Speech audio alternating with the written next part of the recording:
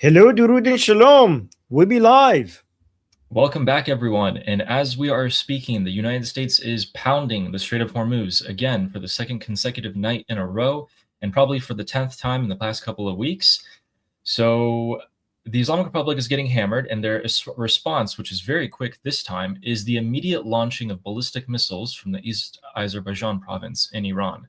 So it looks like, once again, the commanders of the IRGC have heard that the words United States have been spoken, and they are immediately firing upon the Arabs, just like as we told you last night, that the Arab states like Kuwait and Bahrain were going to come under missile fire.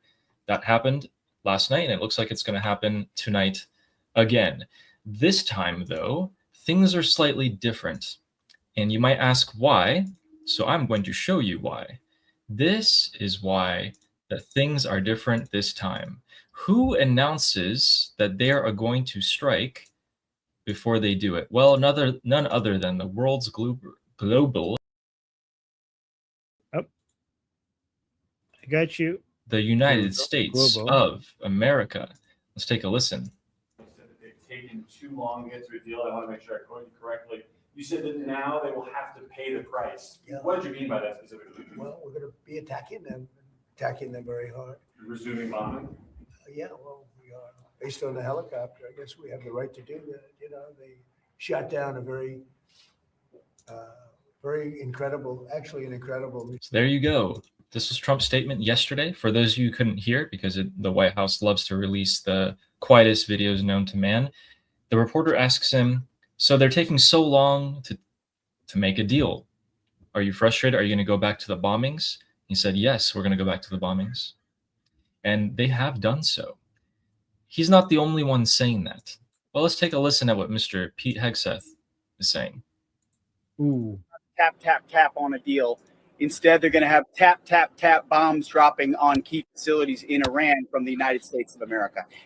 And that is exactly what is happening right now. So there seems to be explosions once again in the Strait of Hormuz here. So all the key naval facilities are being hammered as we speak. Explosions in the port city of Bandar Abbas, naval base of Sirik, and Keshem Island are being reported once again. This time it seems, while it may, as of what it looks like right now, it may look like a limited response, the Islamic Republic of Iran has already decided to escalate things by launching ballistic missiles from this area, which seems from this area that they will probably going to Israel. So if you are in Israel, please check your phones and see if you're receiving any alerts. However, once again, we could look at another another battering of the Persian Gulf Arab states, which will show you what that looked like last night. I mean, look at this. You guys might have missed it, but right there on the top left. Yep, right there. Right there. Top right. Or sorry, top right. I don't know my right to left. Thank you. Is it? So yeah, top That's right. what I'm here for. We had some fallen debris from a drone fall straight into a heavily populated area. Don't know if there's any casualties, yes, but this was 4:30 a.m. of this morning. And it looks Can like you show people again? They missed it. Like just Yeah. around the area. Yeah, let's play. Okay, so look at the top right, guys. Have your mouse over it. Right here. Right Oh, there. there you go. I saw. Yep. Saw it. Yep. Yep. So they managed to intercept most of them. You know that one explosion is enough to destroy their economy. Just that one. That's gonna basically drive investments away, tourism away, commerce away. Just that one blip that you just saw there. But yeah, go on. Yeah, absolutely. And so we have confirmations from Shin, Vahid Online, and pretty much everyone on the internet that not only is Bandar Abbas being hit, but Keshem Island and Sirik are also being hit. Minab County is also being hit. Bandara Khorgan is being hit. Port of Jask is being hit. So they're going after pretty much everything that they were going for last night. And to give you guys perspective, so it turns out last night We had strikes in this entire area that you see on the map here. And the Islamic Republic pretty much lost all of their missile, anti-air defense, and radar sites that they had spent a lot of time building up. So effectively, they're pretty much blind. They can't really see if US jets are coming, and they can't do anything about it even if they are coming, which is why President Trump and P. Hegseth are saying that they will hit, because they know the Islamic Republic can do nothing about it. I've heard some, is this confirmed or not? Like some other places in Iran are being hit as well, beyond just the southern parts of Iran. Yeah, I heard Tehran. I heard explosions reported in other places, but then none of those have been confirmed. And people do. So here's the thing: people in Iran have so much PTSD that when they hear Islamic Republic Air Force jets, they mistake them for US jets, because there was a period of 40 days where there were no Islamic Republic jets in the air. It was just Israeli and US. So every time they hear a jet go by, whether it's a commercial plane or not, they believe that something's happening. If they hear anti-air defense, they think those are explosions from bombs, and they report those explosions. So that's why verification is important here. This is why you come here. This is why we have Ali, right? Like, guys, so many other live streamers are just because it will grab the attention, like, oh no, they hit over there. They're like, they would just say it because it's interesting. It grabs attention. It works very well for the headline, and it will just grab the attention of people and will bring in the audience, but it would not be responsible. It's not accurate, even if it ends up being true, because it was unconfirmed. This is why, we rely on Ali's skepticism to give us they give us actually the correct take. Thank you, Ali. Thank you. And so, confirming, our good old trustworthy CENTCOM has reported that they have began launching additional self-defense strikes today, and that they're hitting multiple spots. So keyword began. Last night they struck in, I think, 3 or 4 different waves. The United States struck in 4 different waves. We might see a repeat of that tonight. We might see more than that. They can certainly do more. And yes, for everyone wondering, this is happening right now as we speak. Armin, do you want to see what happened in Tehran today? There was a massive fire. Yes. What, gas leak, I'm assuming? Oh, like what the hell? This guy. I saw this guy. Okay, yeah, play this. So I'm going to mute this, but so you guys can see, he's explaining in Farsi that behind us is a huge warehouse/market where they would sell rugs. The entire thing is caught on fire, and so hundreds, potentially thousands of beautiful Persian rugs are being burned to a crisp here. It seems like it may have been sabotage, because these things don't just catch on fire for no reason. But we are seeing the exact same patterns that we saw before February 28th in the past couple of weeks. Is it carpets or is this guy full of crap? On the geolocation, when I looked it up, apparently it was a warehouse. I don't know whether it was carpets or if it was something else. This is what this guy is saying. So yeah, but this guy is like, if you listen to him, he looks like somebody told him to, like, it seems like a command from this guy is like doing propaganda. Okay. Yeah. Like if you listen to him, this is obvious propaganda. And if this is just a carpet warehouse, why would you need to do propaganda? I mean, first of all, most firefighters, when there's a fire behind them, they don't stop to record talking about what is on fire and also praising the people who are there doing the work.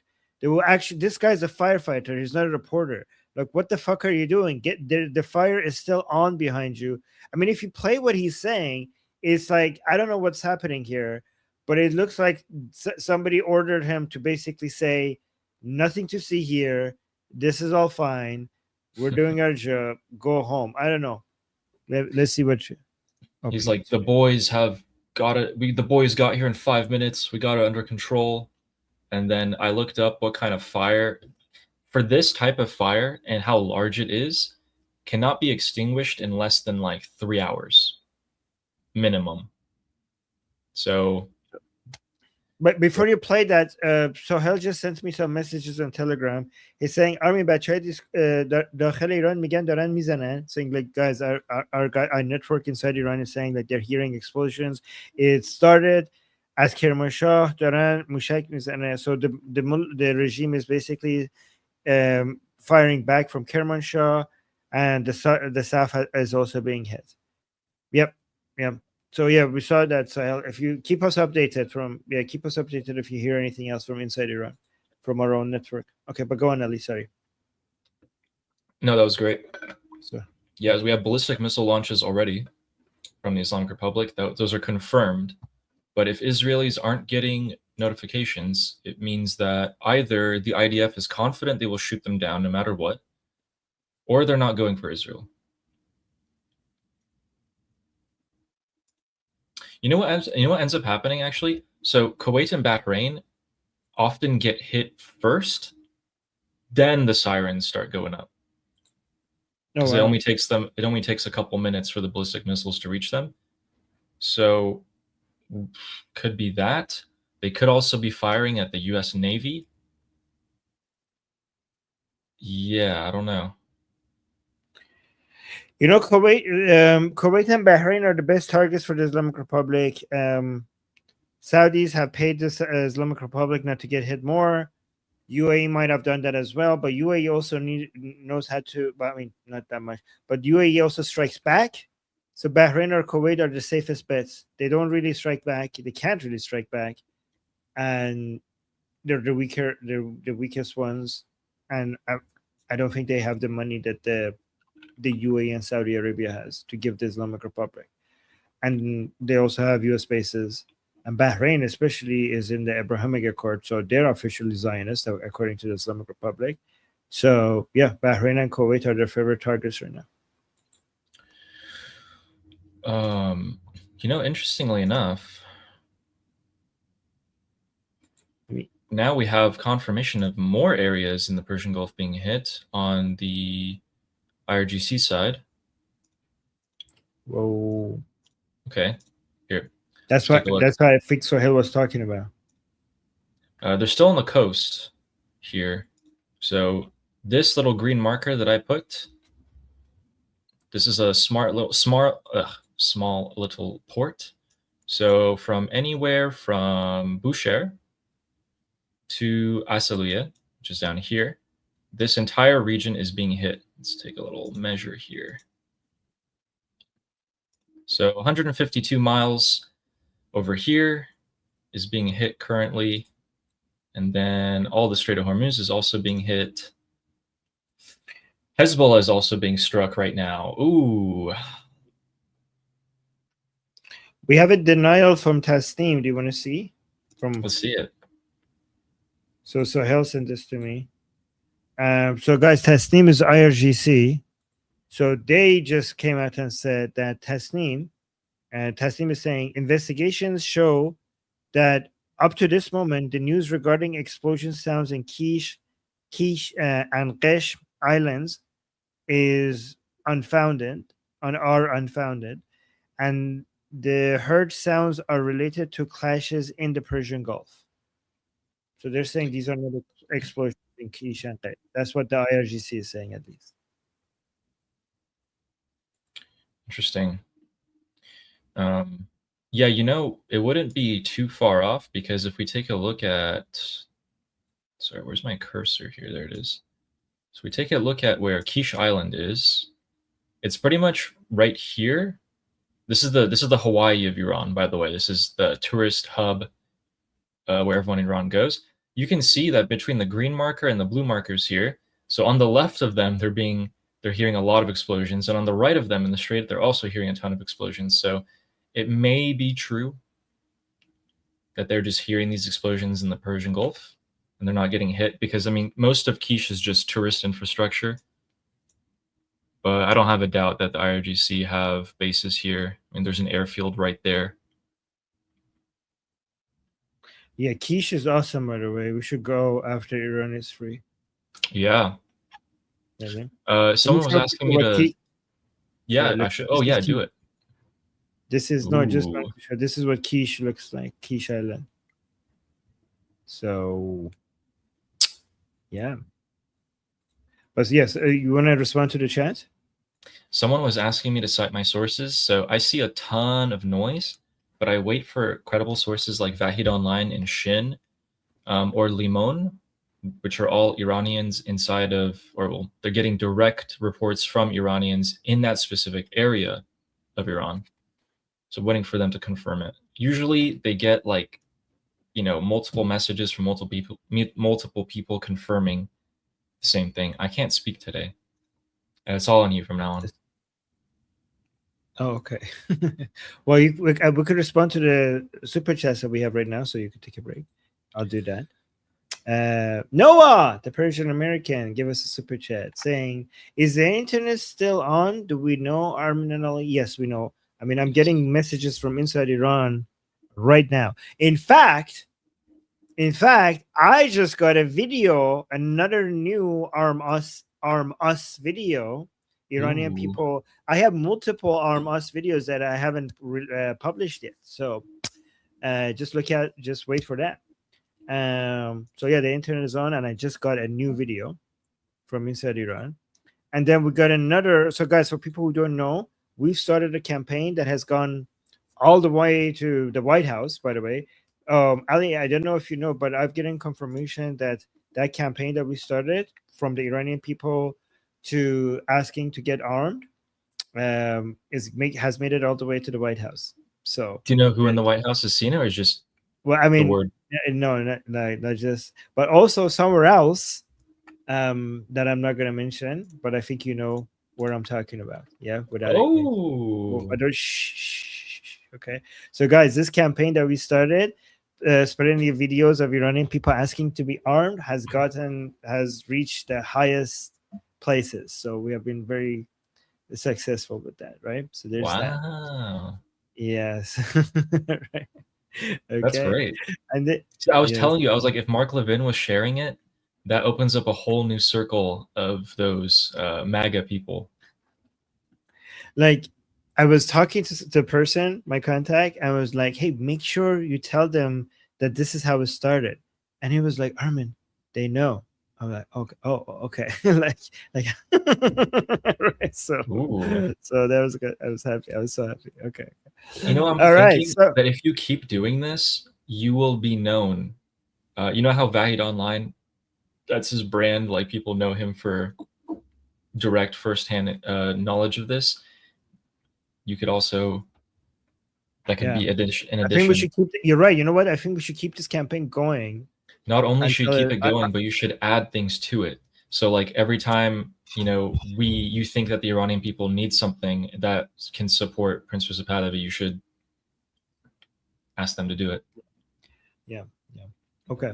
I've even gotten some directions regarding how to proceed. That's how advanced it's getting. Yeah. Wow. So there's that. Yeah. How'd you feel when you got that? Ooh, very good. But let's move on. I don't want to. Okay. So Fleshy Interloper, thank you so much for the super chat saying self-defend them more. Yes, let's go self-defend some IRGC. Why not? Let's go. Go. Yes, fantastic.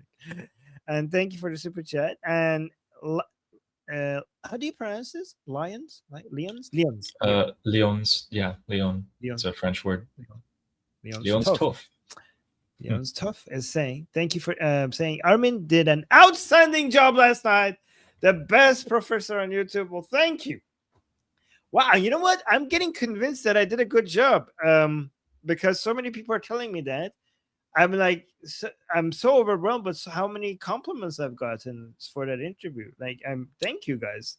This is a huge boost in confidence. People really liked it also because I think Gary wasn't expecting you to say all that. Oh, really? So not only did you teach him, but you also taught his followers.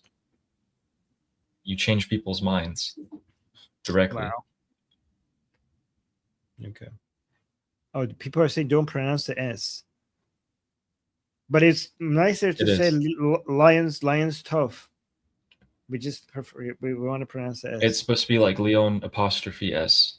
Like his, like tough means spit. So like Leon's spit.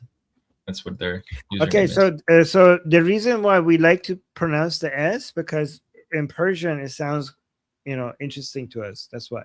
So, but anyways, like maybe we should be respectful to. Okay, Leon from now on. Leon. Okay. I don't like. Why are we telling him that? Like, he's keep giving us super chats, and we're like, oh, we're talking about his spits. So we should cut that out. Sorry, Leon. And thank you for the compliment.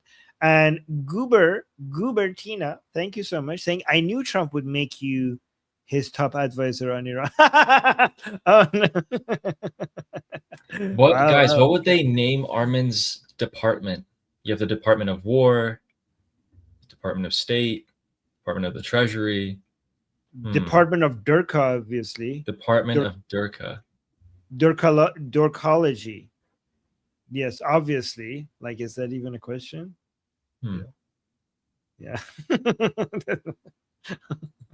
I don't know. Yes. Well, okay. All right. Oh my god, we're gonna another super shit. Stephen is saying Iranians need radios and frequencies to call in close ground support.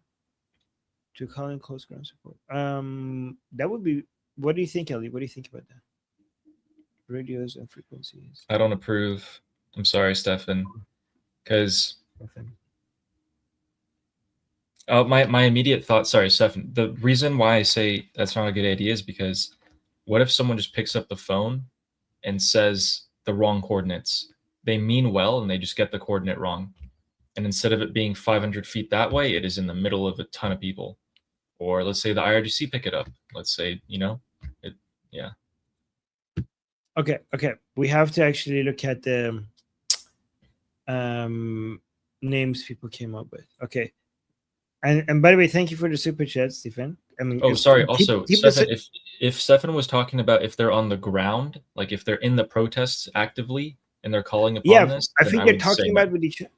But if they're talking about with each other, then that's already happening. Oh, okay. Good to know. I actually didn't know how to respond to that. So good. This is the benefit of having Ellie here. So Noah is saying it would be the department. Thank you, Noah, for the super chat. Saying Department of Anti-Durka. We have other names as well. Department of Defense Against Durka. That sounds very Harry Potter-ish. Durka first. I like that. Durka Department. Durkologist Army Navabi. Operation Army Fury. Okay. DOD, Department of Durka. And yes, those are good. I'll consider them. Thank you. And then another super chat saying, oh, yeah, here's the response. Stefan is saying only trained and cleared operators. If they can if the people who are currently trained by Mossad directly, so there's a lot of Iranians who went to Israel in the past 12 months before this all started, got training in Israel by Mossad, then came back to Iran and were sleeper agents. Then they were activated during this conflict. That's a fact. Those people, yes. Wow. Other people, I don't know. That is a fact, right? Like that's a I fact. heard about that. It's been confirmed. That's crazy. That's amazing. Thank you, Israel. So yes, if that's what you were meaning, Stefan, then absolutely. Absolutely. Okay. All right. Let me see how So, guys, I'm getting some reports here. So here's where we have hit so far on the southern coast of Iran. It does seem in all of these spots that they're hitting, there's a lot of gas and oil infrastructure in these places. The only one of them that doesn't have it is Kesh Island and Sirik. So they could be going after the oil infrastructure here, which, if you guys know what that means, is it would speed things up for the collapse of the Islamic Republic. Interesting. So they're escalating. They're absolutely escalating. If you guys just go back to 3 weeks ago when we were all super depressed, I was telling you guys that this is the low and that we're going to go to a high from this. Since then to now, We've had so much escalation almost every night that we've achieved this. Pete Hegseth openly saying if they want to negotiate, they will negotiate under bombs, which is exactly what we've been wanting this entire time. And he has finally come out word for word and said it. We have round 3 of strikes on Bandar Abbas, Kashmir Island, and the rest. These are not the same explosions. These are new. So Vahid Online is constantly talking about people right now are sending messages to Vahid Online from inside Iran, from Bandar Abbas, like saying a lot of the explosion sounds are coming from Bandar Abbas. Okay, so Bandar Abbas is something that we've seen get hit a lot, and I would say if we're hitting the same targets that we've been hitting before, but only added a couple new ones like Bushehr and Asaliya, which, I mean, they've been hit before as well, but not in the past week. I'm not going to be too wowed by this. If they have hit oil infrastructure in a way where it costs the Islamic Republic a lot of money, but can be rebuilt in the future, I would say that's great because it only speeds things along. Farzad's saying you get depressed too easily. Yeah. Chill. Du sorry.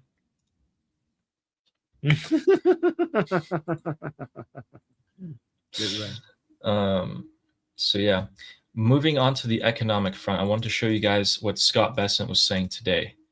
Made this statement, how many hours ago is this now? At 10 a.m. So, through economic fury, the Treasury Department is disrupting the foreign procurement networks that the IRGC are using to get weapons. We've also frozen their assets, we've disrupted their economy, dismantled their war machine, and we will not tolerate any support of the IRGC. Great to hear. I would only make this statement, if I'm Scott Bessent, if I have achieved something substantial. And it looks like we have.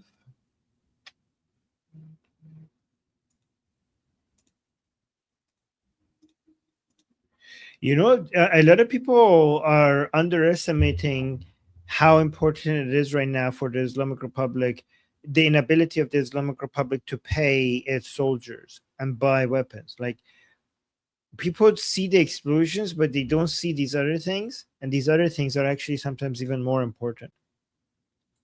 Because it's so boring, right, guys? It's so boring to have a blockade. Yes. Make something blow up. Oh, come on. Blow up something.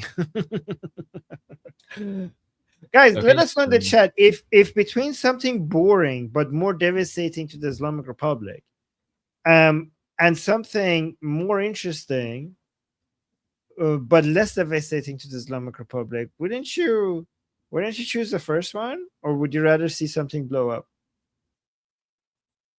I mean, to be honest, I'd rather see both.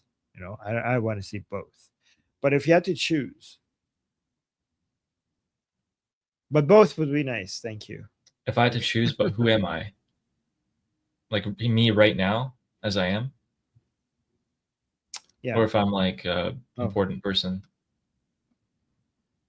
Being who you are right now.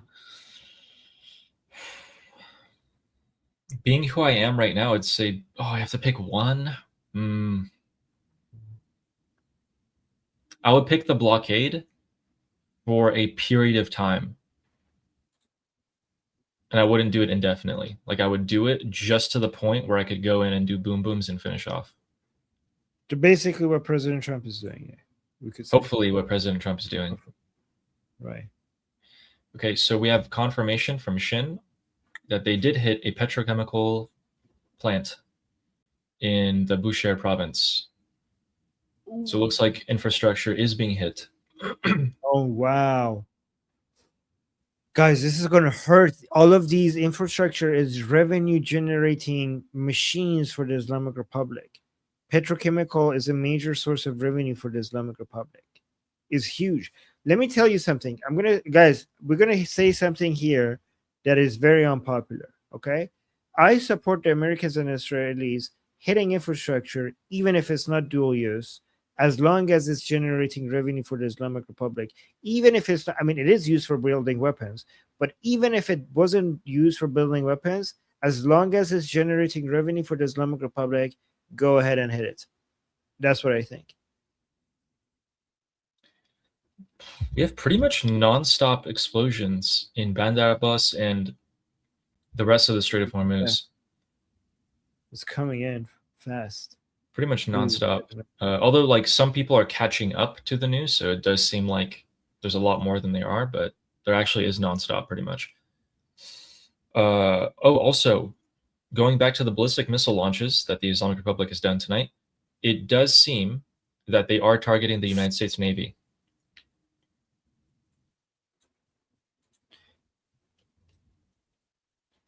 I'm getting some updates from Iranians. I just want to confirm if it's true. But let me see. There's a super chat. Roy is saying, do you think the IRGC will ever just give up? Ali, I have an answer to this, but I want to hear you first. No, never. Some people in the IRGC might give up, but the IRGC will never give up. If they have to, they'll go to Afghanistan. If they have to, they'll go to Russia or Lebanon or London at this point and keep on doing what they are doing. And why would they not ever give up? Because that is what it takes to spread Islam. Victory for Muhammad. No. Sorry. Think more selfishly. Ah, yes. I, as an IRGC person, I like having a good life. I like making a lot of money. No, because you will die. Because if you give up, the regime will fall and the Iranian people will tear you apart. And my family will die. Which, I mean, oh man. Dang it.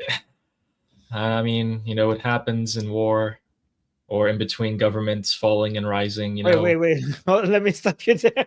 Let me stop. Ali, shh. What are you? No. Okay, cut that. Anyway. Oh my God. Jesus. Oh my God. Oh no. That was, guys, for legal reasons, that was a joke. Okay. Jeez, oh my God, I'm scared about you guys. Guys, that would never happen. That would never happen. Okay. I would be really surprised.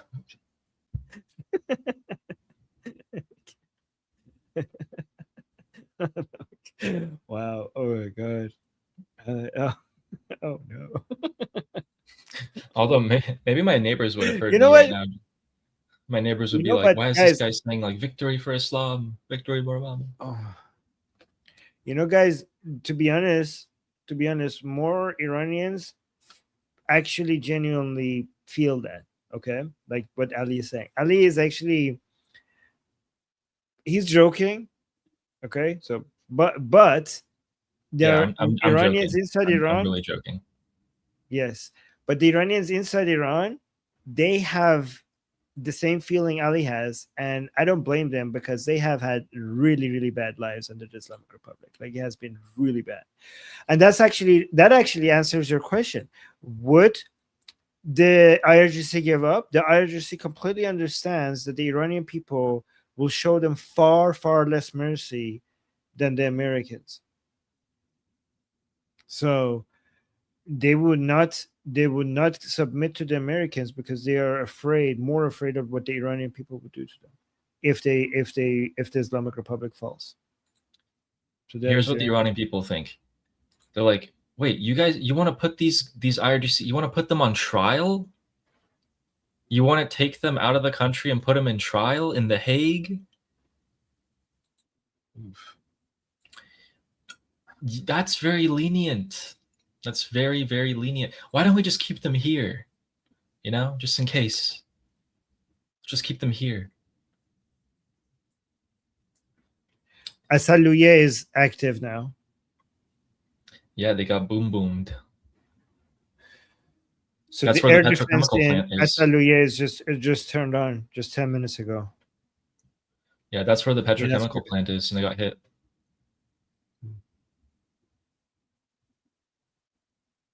Oh, by the way, I forgot to save this and show this, guys, but the Arleigh Burke class destroyer, I forgot which one it was, is only 50 miles away off the coast of Iran. They're close. If you guys have paid attention, we've been telling you how the United States Navy has been getting closer and closer and closer to the coast of Iran. Do you guys want to know why? You might think, why aren't they getting hit if they're getting closer and closer? I'll tell you why. For the past week, we've been hitting the Strait of Hormuz, right? We've been hitting all of their radar sites, right? We've been hitting all their missile launchers there, right? As of today, they're blind. They can't see if ships or planes are coming in to hit them. They're completely blind. They have their dushkas, like anti-air defense. That's all they got at this point. They got man pads. They can't do anything. We can go as close as we want, pretty much. Also, 50 miles is 50 miles. Like, you cannot see with your eye the ship, right? So we're closing in, guys. State Sorry, go TV on. just released the footage of their own plane. Yeah. You saw that? Yeah, I saw that. The best part is half of these planes so this is Tehran. Yeah. Also, half of these planes is not even fighter jets. They're just like commercial planes. What is the point of let me see, what did they say? Oh, so the man is saying it's flying in very low altitude. Interesting. My God, updates. There's so many things happening. Do you have any more updates? The regime is GPS jamming their capital. So Tehran's being GPS jammed. Ooh, so the Islamic Republic expects drone attacks there. Yeah, there are drones over Bushehr. So guys, whenever oh my god, look at this.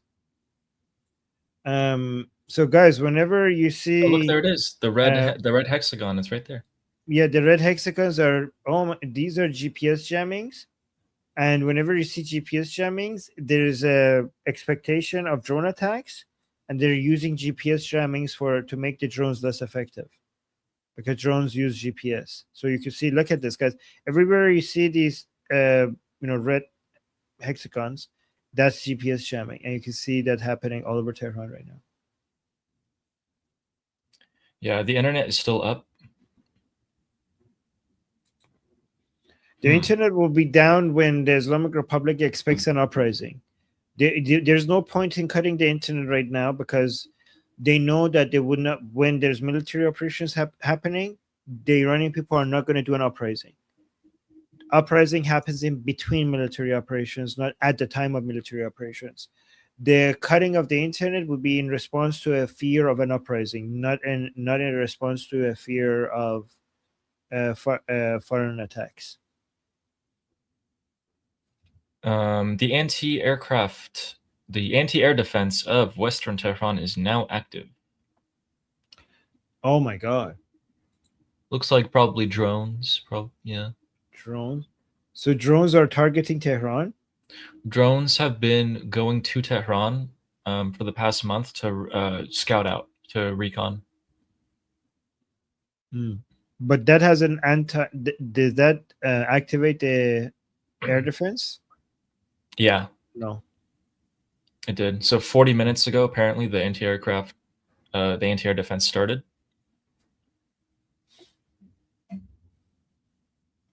These are, by the way, the anti-air defense that they have is just, it's terrible. They rarely ever shoot anything down. And a citizen, good question. Has Israel joined? There's rumors. No confirmation as of yet. We do have intense jet activity over Iraq. And surprisingly, Iraq has not had explosions yet.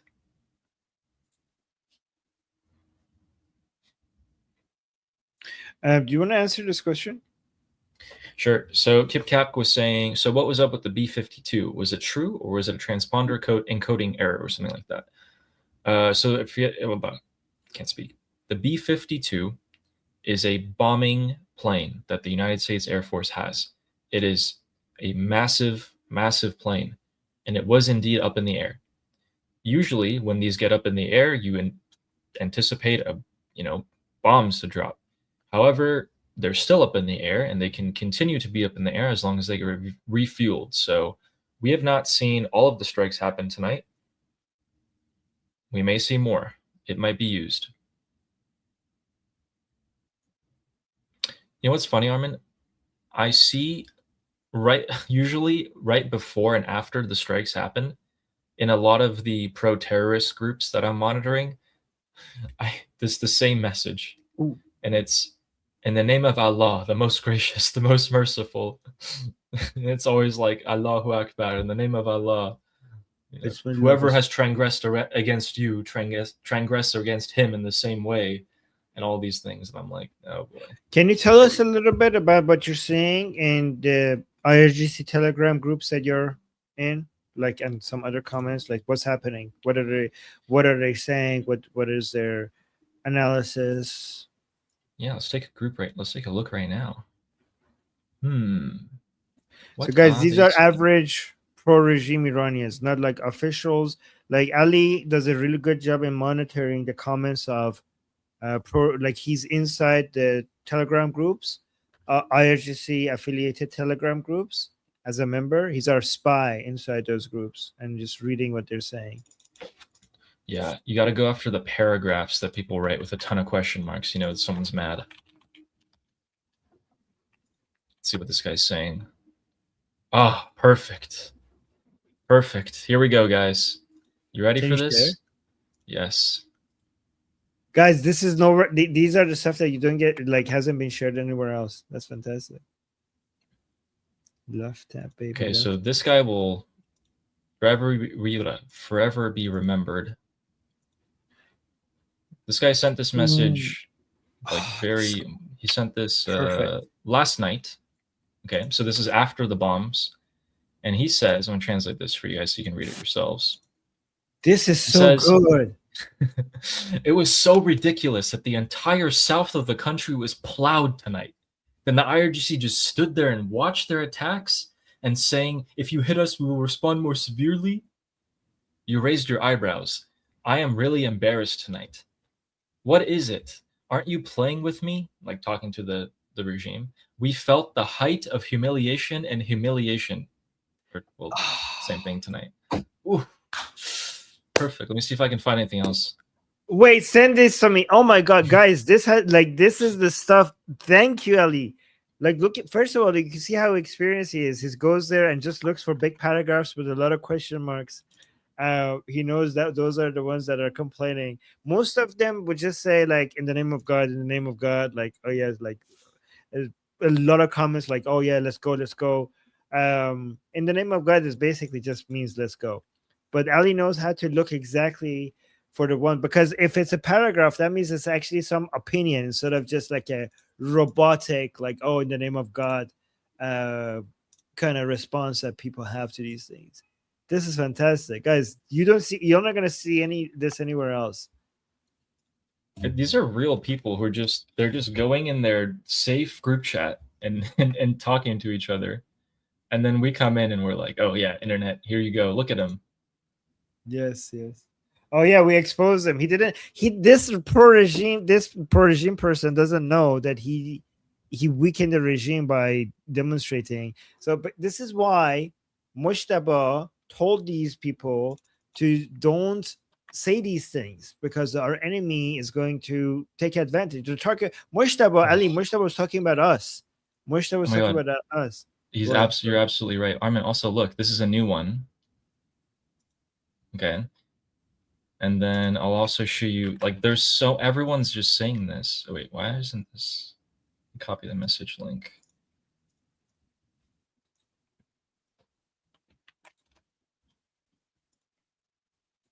And then there's another one. Translate this for you. So basically they're all saying the same thing. Is the IRGC so weak that anyone can stop it from fighting for the rights of the people? Ooh. Tell me more. Let's go to tonight. Let's go to right now. guys, the reason why this is so good is not just because we're enjoying these people suffering from humiliation. It's partly that, but that's not the entirety of it. This is an indication that pro-regime people are daring to attack the regime, and this is the greatest weakness. This is the greatest weakness of the Islamic Republic. This is their Achilles heel. This is what the regime fears the most. This what you're seeing right here is the regime's greatest nightmare. More than American bombs, more than Israeli bombs, more than even the uprising of the Iranian people against them. This is what they fear the most, and for good reason. These are regime supporters, guys. Send the last one send all of them to me, please. Thank you. Okay. Thank you. Great find, Ali. Good job, guys. Tell Ali how he make Ali uncomfortable. Tell him he's doing a great job. This is great. Okay, what did he say? Read it out. The newest one was just basically, so there's some people who are really mad, right? And then there's some people who are a bit more trying to be calm, and they'll tell each other, be like, guys, stay calm, like this and that. And so this guy's being like, friends, Dustan, why shouldn't we sink the ships and warships that are blocking the sea tonight, as in the US ships? When they are in the trenches, hit them with the cluster missiles when possible, when they can be sunk. Like, as in keep doing it, sink them. Yeah. He's like, why can't we just hit them? Like, they're right there. Just hit them. These guys are all regime supporters. They're all pro-regime. Oh, Guy just gave you a super chat. Do you want to respond? He's asking a question.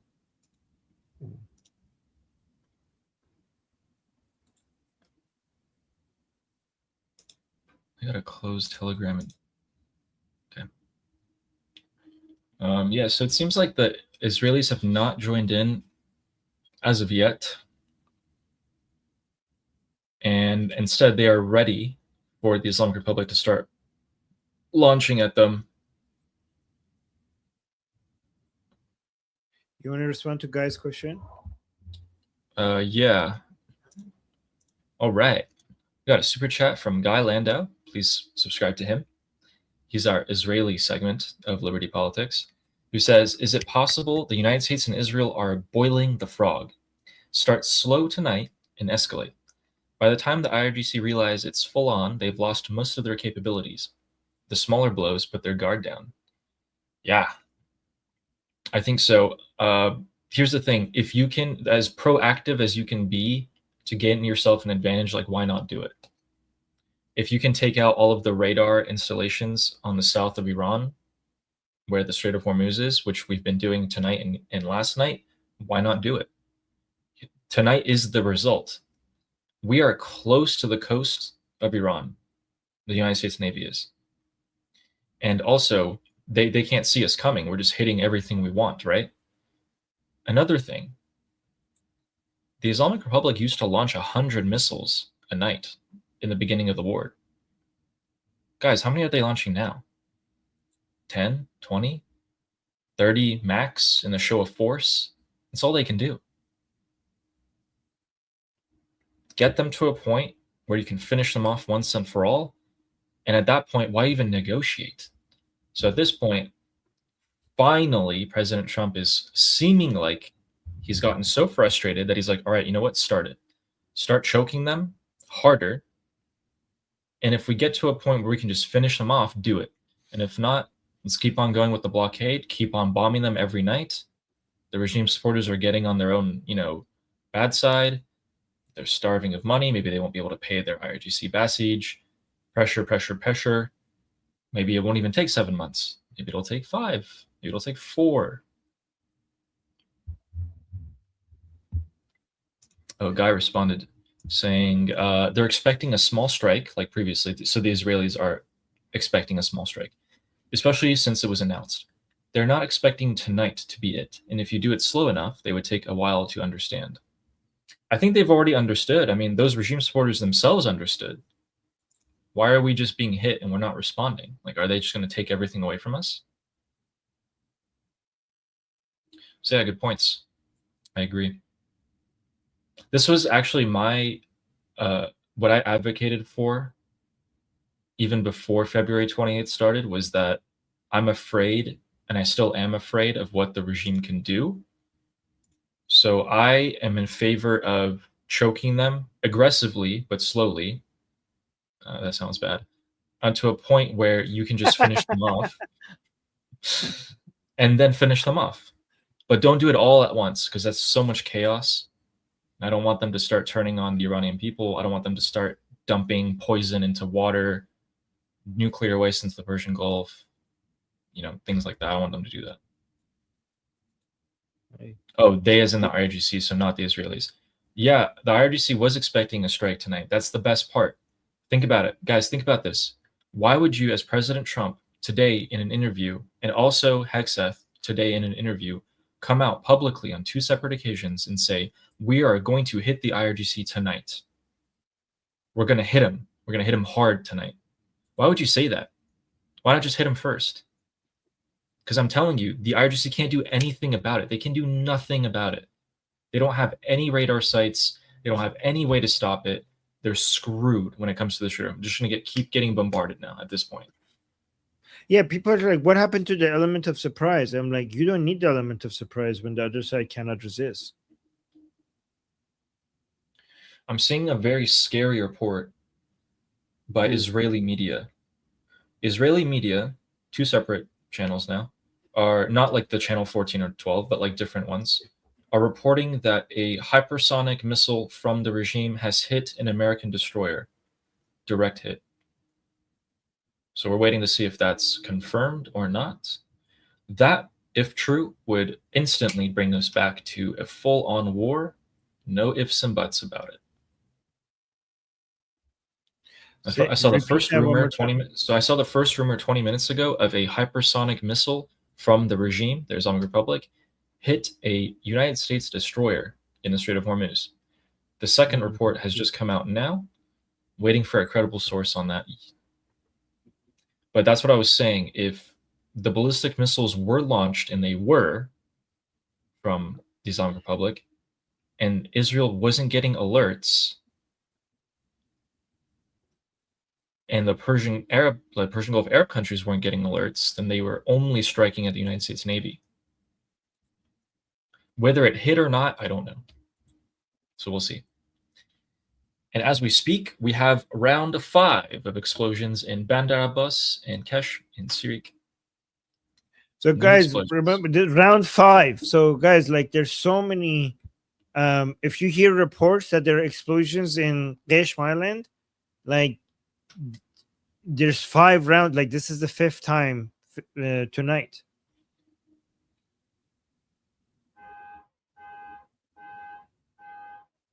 Can you guys hear the car? Yes. Oh my god. Let me respond to the super chats. Vidur is saying, Armin, I wanted to ask you if Vahidi is dead. If Vahidi is dead, do you think Ghalibaf will try to take control? Ghalibaf is already trying to take control.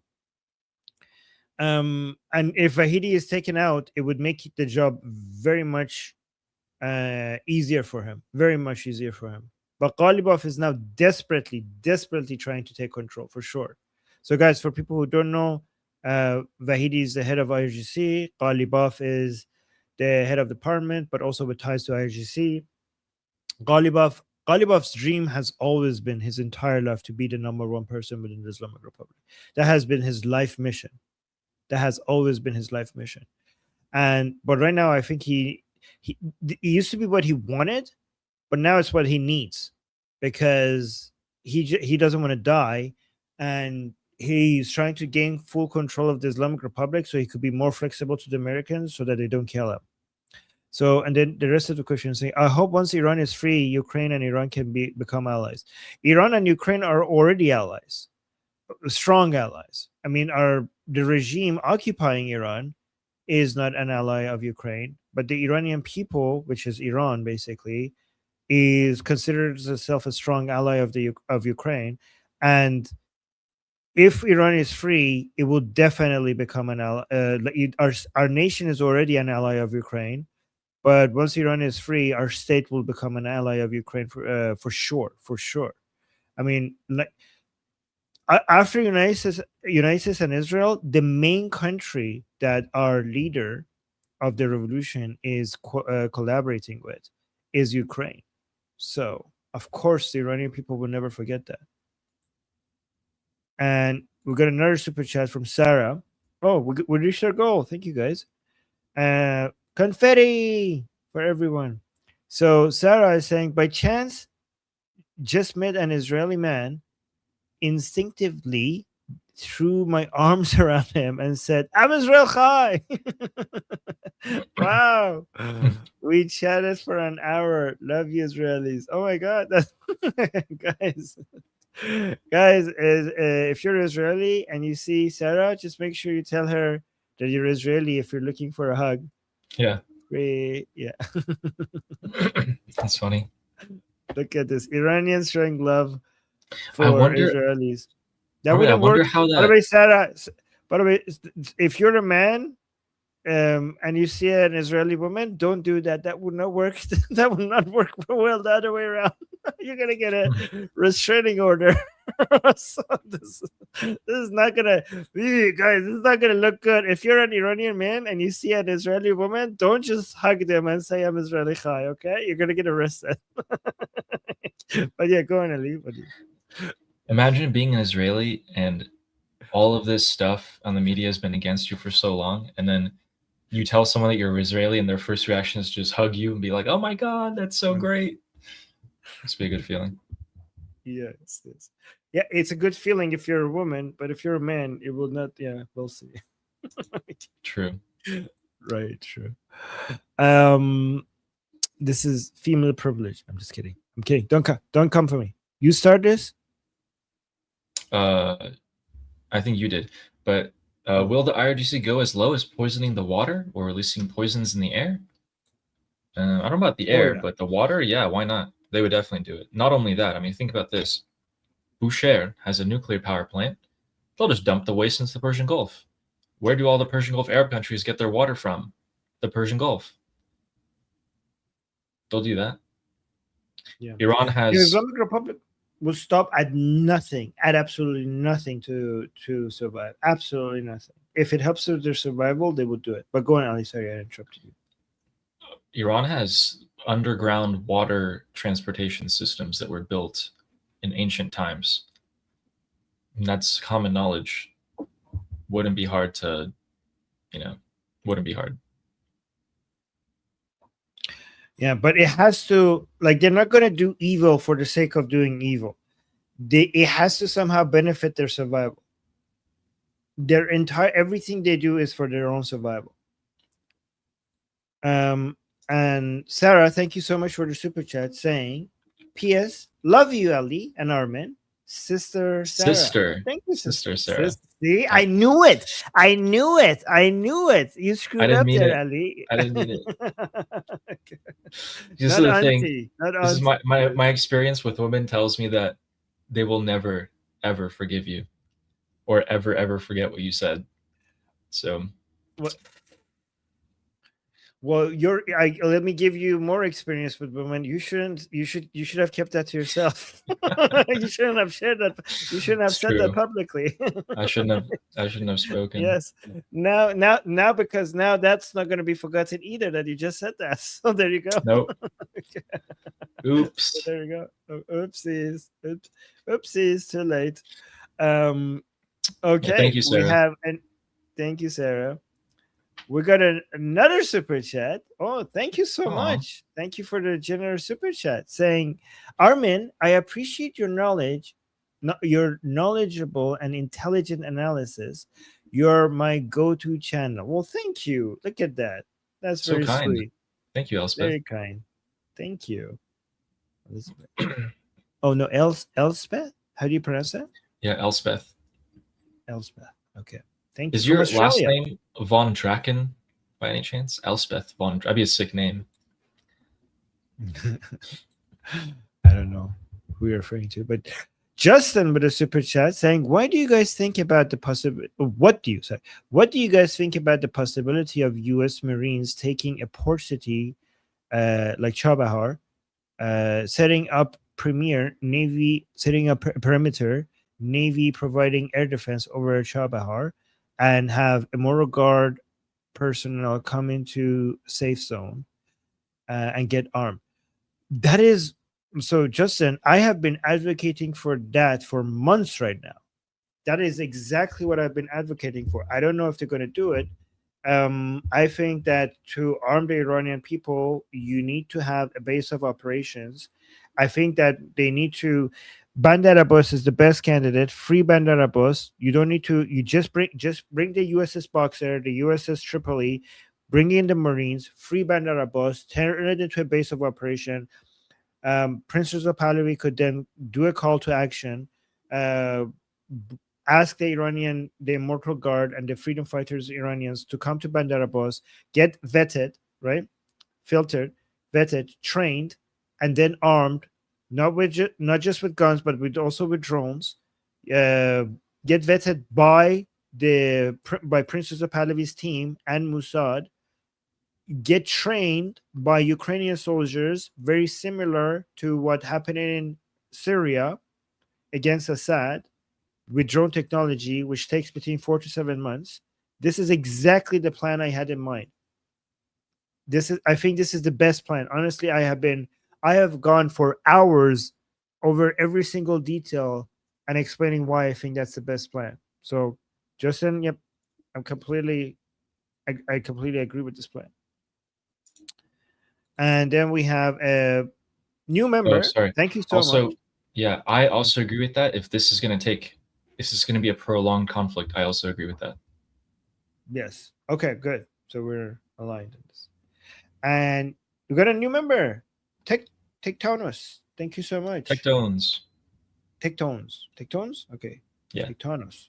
Yeah. Lior, give us a confetti. Thank you so much. Lior was responsible for the confetti in the chat. Thank you. Thank you. And Leishi Interloper saying no more deal then?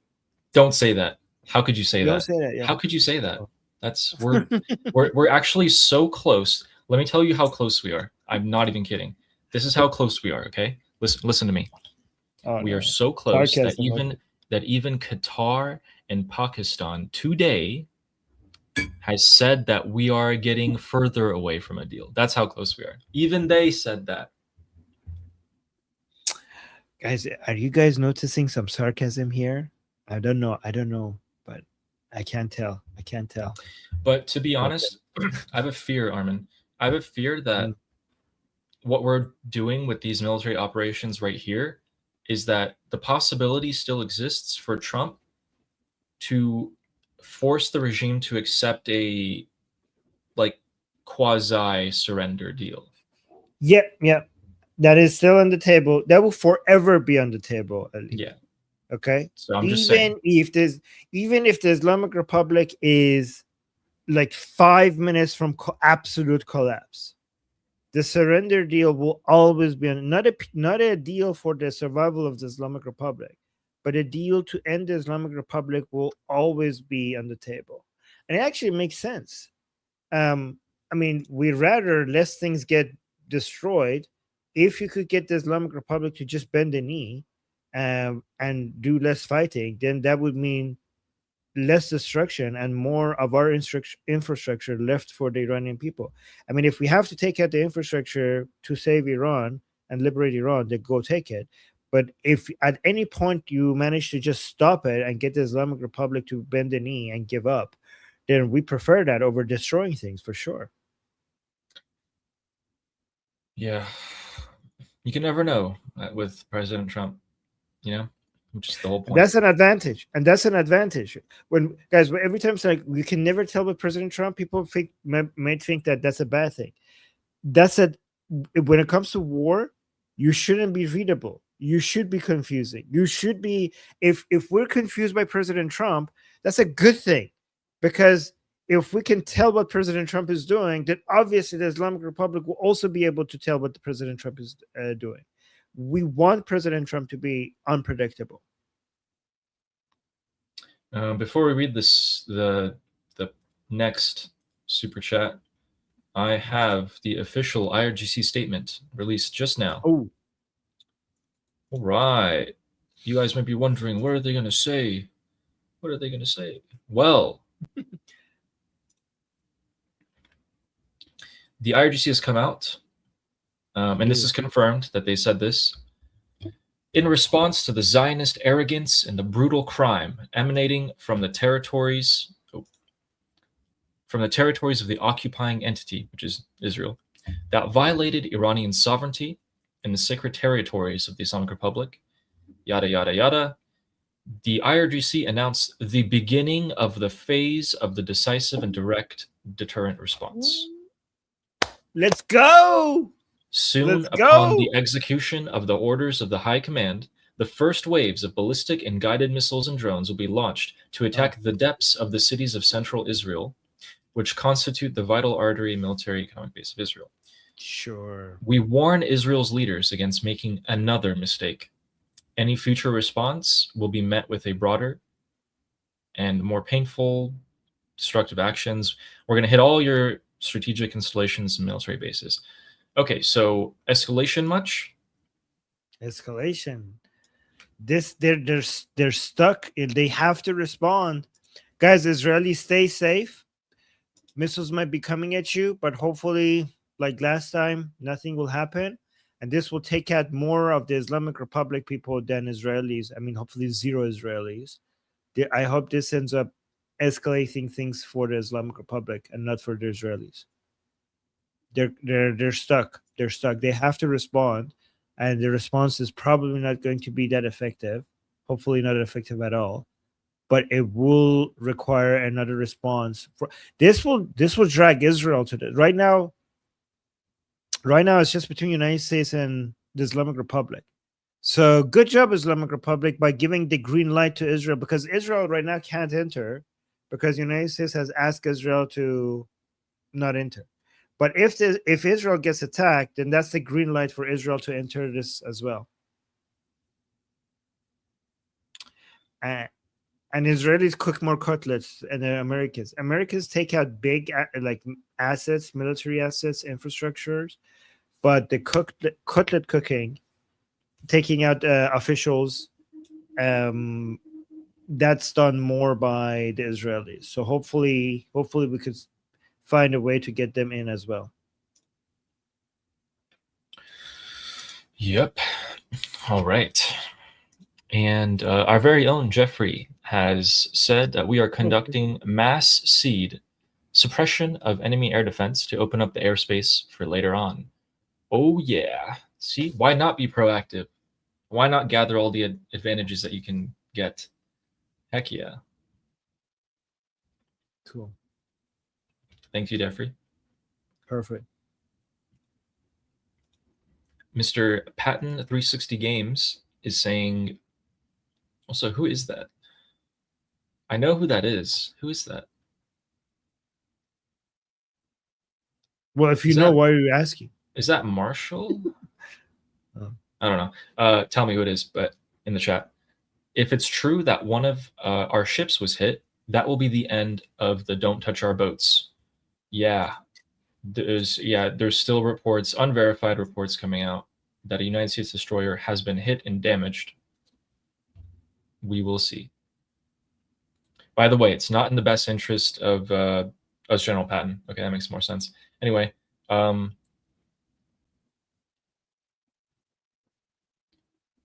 lot of radio activity by the IDF at the moment, much more than usual. Okay. We got a next one from Justin Lefevre. Says, do you think the Islamic Republic will go scorched earth and take as many with them as they can, like most cult leaders typically do when their end has come? As Armin said, if they believe that they have to do that to ensure their survival, they will. To do it just for fun, maybe. That's what they want to do. There's a difference between what they want to do and what they can do. So unfortunately to them, many of the people that they order have some Iranian left in them, right?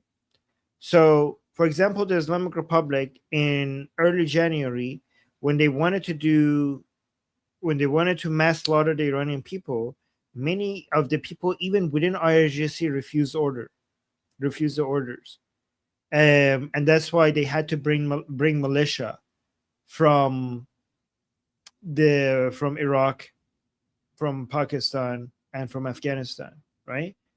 So the bad thing is that, yes, the officials, if they see that their collapse is inevitable, many of them would want to do a scorched earth and basically destroy everything, because they will consider us, the Iranians who are against the regime, to be infidels, and the resources of Iran should not be left to the infidels.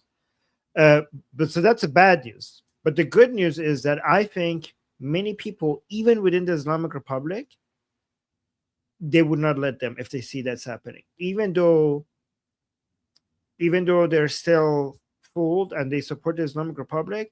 I think if they see any of the officials actually, because I think at the bottom of their hearts, some of these people there's still love for Iran left in them, not for Islam, but for Iran. And if they see that being happen, that's something that the regime officials were doing, I think even many of their own regime supporters will turn against them and stop them from doing it. I'm not saying that they will be stopping them everywhere. Like maybe the regime will be successful at destroying certain things, but I don't think that they will be able to get complete scorched earth. I don't think that would happen. Iranian people will also at that point sacrifice their lives to make sure to come and resist that from happening. Completely agreed. Yeah, good question, Justin. Yeah, good question. That's what I've been scared of this entire time. And Sadato, who says, I want Edge in a box. So do I. I want many different edges in different boxes. Can I just... Oh, yeah, go on. You finish. No, sorry, go on. No, can we just appreciate Sadato? The fact that Sadato... Guys, hate is an indication of love. You cannot really hate something unless you really love something.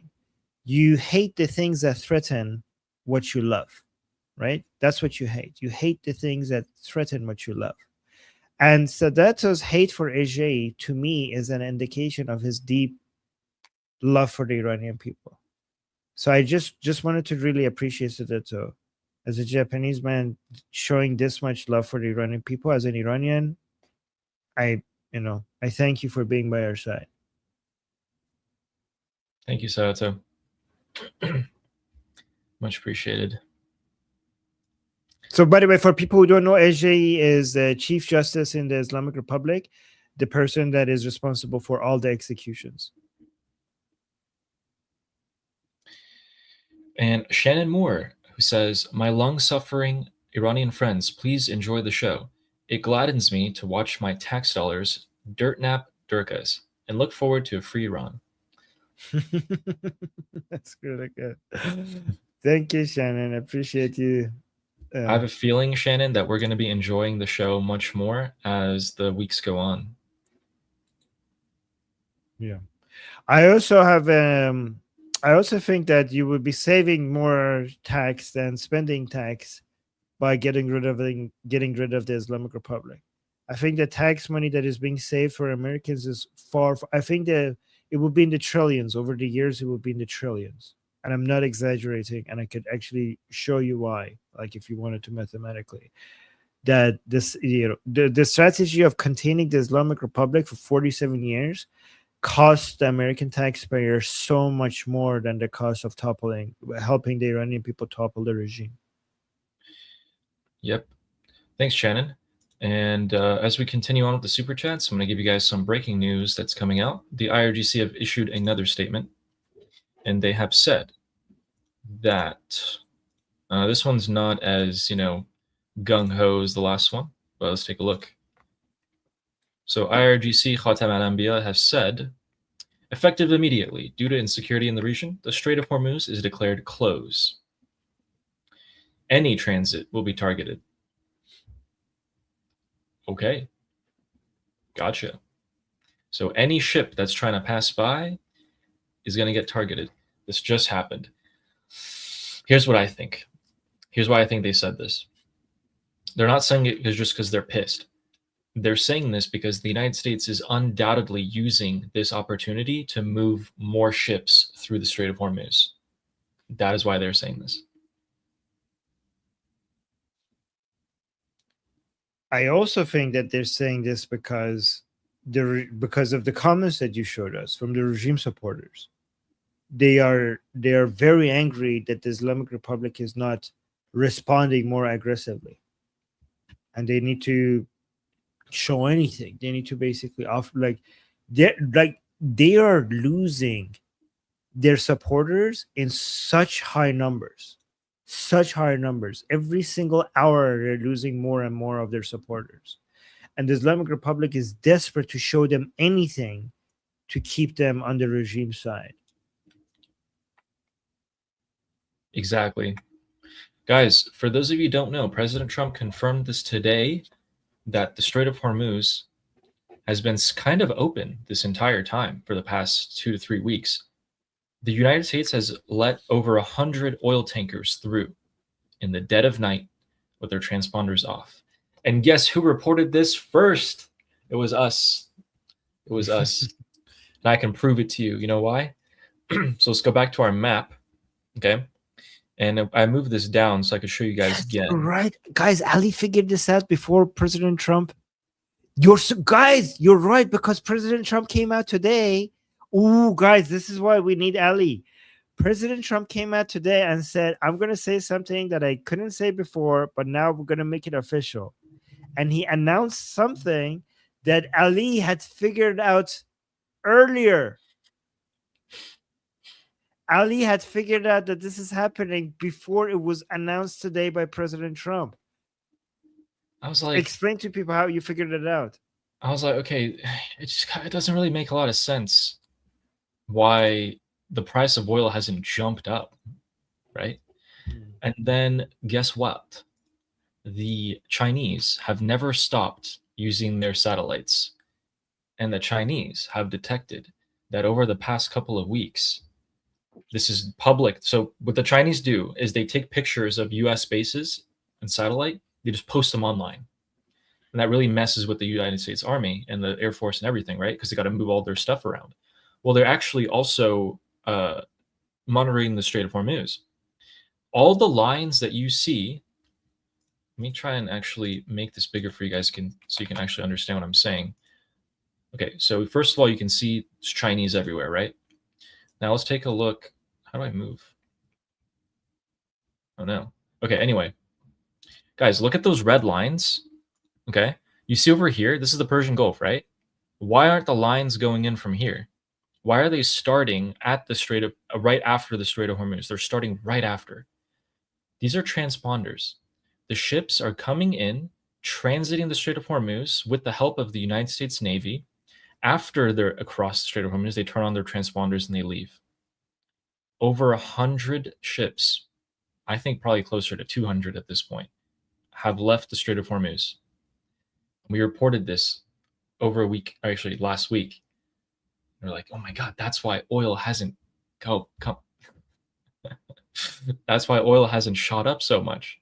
And President Trump came out today and he's like, yeah, we were doing that.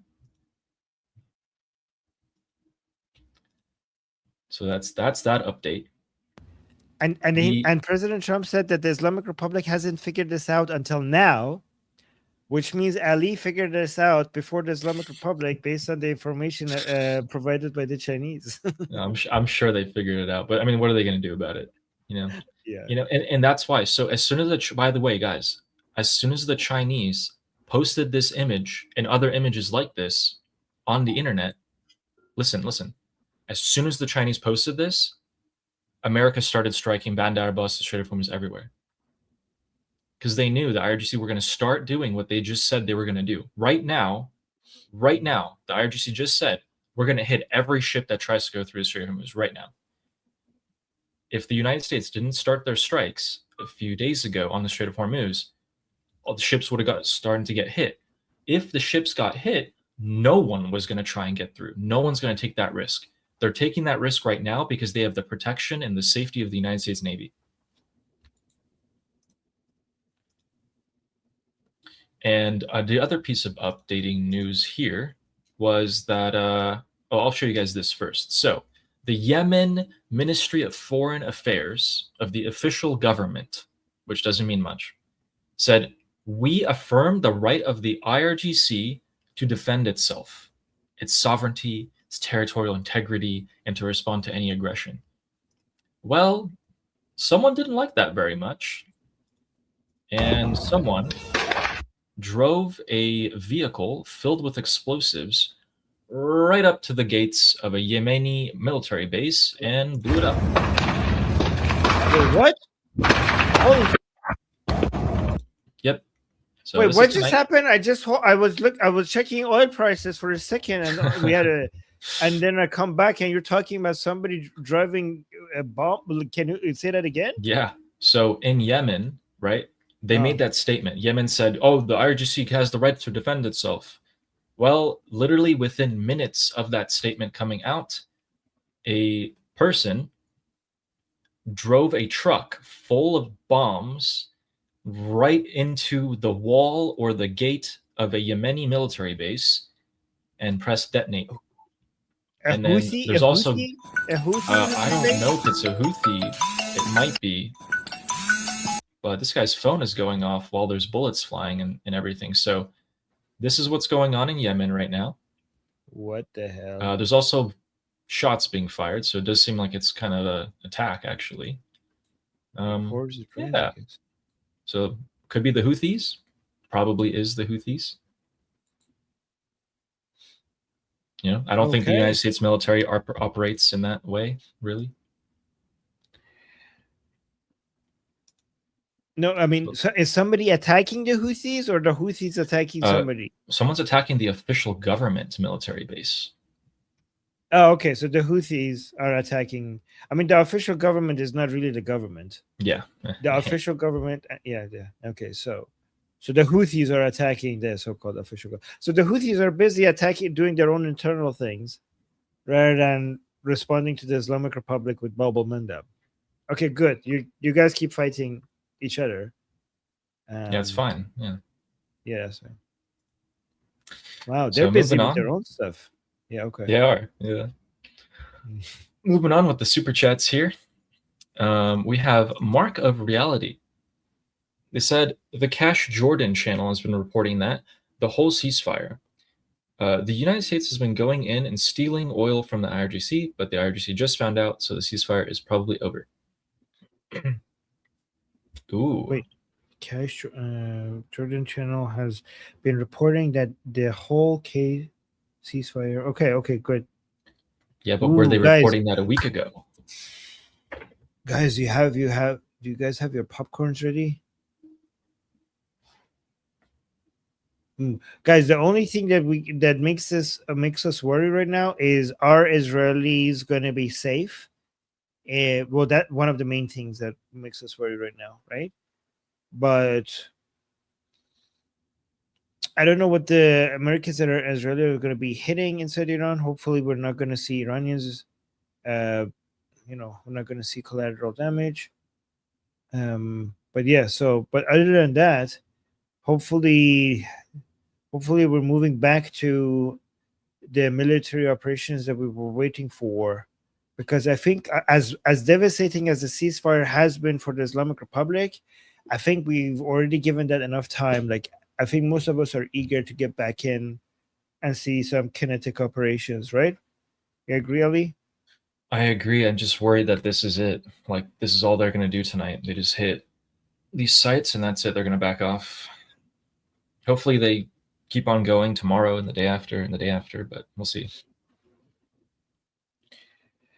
So, yeah, I mean, do you think the IRGC only now just figured this out? Or, I mean, if you figured it out earlier, I think that you're right. The IRGC probably figured it out as well. I mean, the reason, is it possible that the Chinese are providing that information just so that the IRGC could tell what's happening? Yeah, but they're posting it for everyone to see. So it's not like they can claim they're doing that so they don't get blamed directly. They can deny it. Plausible deniability, maybe? Yeah. Okay. Yeah, exactly. That's what I should have said. Right? Like here's what I'm worried is that Trump is just going to be like, "Oh, listen, I'm in response to the helicopter, right? I got to look good. I'm going to hammer you guys for a couple nights and then, let's go back to talking." Makes sense. So yeah, actually, I highlighted this from Texas Troop because they were saying that reports of an ongoing explosions inside the Al Sulban military base in Yemen, and yeah, that's what was happening. Great. By the way, Texas Troop, I just want to appreciate her because she's constantly she's updating people on the news. She's thanking people who give super chats. She's giving her own opinions, which are often very enlightening. I just wanted and she's a great mod. So just want to say that we really appreciate her. Thank you, thank you, Texas Troop. God, I really can't. And she's also very patient, even even if she disagrees with us sometimes. She's patient with us. So, but yeah, go on. Sorry. No, I can't talk. I'm stuttering over my own words. That's okay. You're excited that the Islamic Republic might be hurting tonight. Someone said start a poll. For what? For what? Yeah, give us poll ideas, guys. What are we starting a poll for, Dominic? Man, you guys are so active in the chat. I'm trying to find out. I'm trying to read through these things. Okay, while you do that, I'm gonna highlight this. Nima is saying, "Just talk to my cousin in Tehran. They are safe." It's great. Yeah, good. That reminds me, I should tell my dad as well. I'm gonna message him. My dad is in Tehran. I'm gonna message him. It's so annoying that I really would like for the US military to keep on going, and I'm not just saying tonight. I would like them to keep on going every night from now on and to not stop until the regime, quote unquote, makes a deal. Just keep going. At least it'll speed things up. Pete Hegseth himself today said exactly what we wanted to hear this entire time. If they want to negotiate, they can do so under bombs. Do it. Come on. If they want to negotiate, they could do so under bombs. We've been waiting to hear that forever. Why not? Let's do a ceasefire to negotiate. You could negotiate while being bombed. Listen up, Mr. Hegseth. The IRGC understand one language, and you know it very well. If you blockade them, that's not violence in their eyes. They don't understand. If you eliminate them, that's violence and they understand. So let's do both, right? Let's do as much as we can. I mean, I know you're talking to Pete Hegseth. By the way, also another recommendation: don't forget to like and subscribe. Thank you, Pete Hegseth. But I don't think it's up to him. I think it's up to President Trump. Yeah, I think Trump's giving him a bit more freedom to do things here, but I don't know to what extent that is. Yeah. So the closing of the Strait of Hormuz that the Islamic Republic is just announcing, that is going to make it difficult to leave it ended here, if that is true. So that is I think President Trump needs to respond to that. Absolutely. Yeah. This is also going to make it very difficult for the Islamic Republic to, collect tolls or try to even get their own oil through if they're just going with the complete closure. So it's going to destroy their revenue generating ability as well. Yeah. Let's speed things up here. Come on. Every day there's executions. Every day people suffer economically. Let's get it going. We've waited far too long in this stupid ceasefire that should never have happened. Just keep doing what you're saying, PTX said. Ooh, Bomb them while talking. Don't stop. just got an update from IRGC. Oh, So IRGC Navy just put this out. 2 ships that intended to cross the Strait of Hormuz were struck.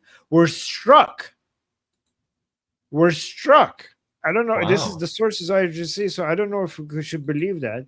But holy hell, they didn't just warn them and stop them. 2 ships were struck. This is going to escalate things. oh Maybe. yeah, I just saw that. That's what Mehr News is reporting. Yeah. Wow. Ooh. Oh no, you didn't. Well, yeah.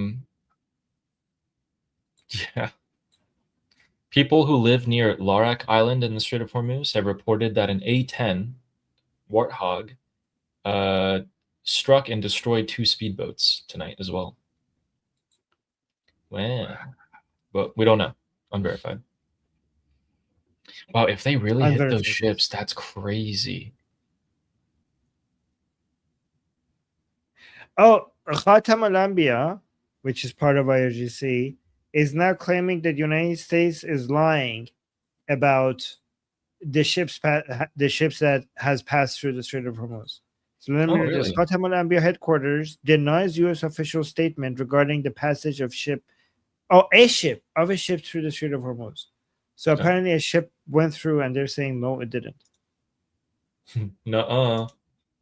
No, we're stopping everything. All right, I looked into the report of the United States destroyer that was hit by the hypersonic missile, and it turns out to be false. And in fact, CENTCOM has come out and said, one of their spokesperson has come out and said that not only was it not hit, but there is a ton of pro-Islamic Republic bots online that are working overtime at the moment to push propaganda. Ooh, guys, this is why Ali was very insistent of saying unconfirmed instead of hyping things up. Thank you, Ali. Also, Ali, do you think that this confirms that the regime is really working overtime to keep its supporters? Like, I think people need to understand that the Islamic Republic is probably right now focusing more on the psychological operations rather than the military operations. They can't really do much about the military operations. They're very limited on that right now. So they're really active right now online, trying to keep their followers, make them believe that they're doing more than what they're actually doing. And Absolutely. the comments that Ali found that's the target. They're trying to convince them that we're doing more. Absolutely.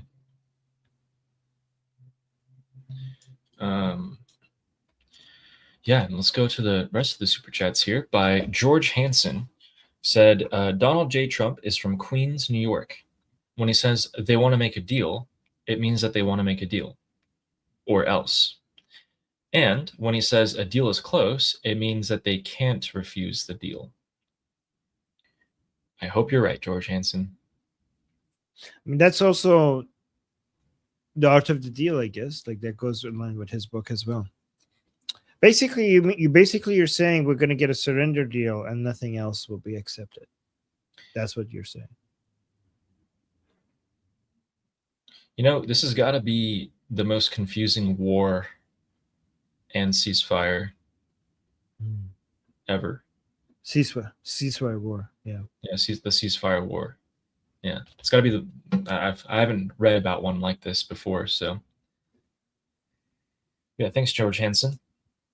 And we have a question that many people have been asking. So if or when it's confirmed that Ahmad Vahidi, the head of the IRGC at the moment, is gone, who would take over after him? So, right, people are asking if he died. He has not died yet. But if he died, Armin, who would take over after him? Would it be Jalali or? Oh, no. Jalili? No. Jalili. No. I can't talk today. Jalili is only ideological has ideological soft power. He wouldn't be. What about Jafari? He does. The guy that he's Jafari working with? maybe. I think Vahidi is like making Jafari relevant again. So Jafari has a huge potential. We'll look at the most important people. Musavi needs to stay where he is with the aerospace. Abdullahi needs to stay where he is with head of the Khatam al-Anbiya. That Najat guy needs to stay where he is at the head of Sarada. Jafari, I think Jafari would be, Zolgar needs to stay where he is at the Supreme National Council. So I think, I'm not saying for sure, but Jafari would be the best candidate. Especially because Jafari is anti-Ghalibaf, and the IRGC is now taking a anti-Supreme Leadership, anti-Ghalibaf position. Yeah, that makes total sense. Quick update for you guys here. Mostly confirmed that the IRGC Aerospace Force has sent a radio transmission for the entirety of Iraq to clear their airspace.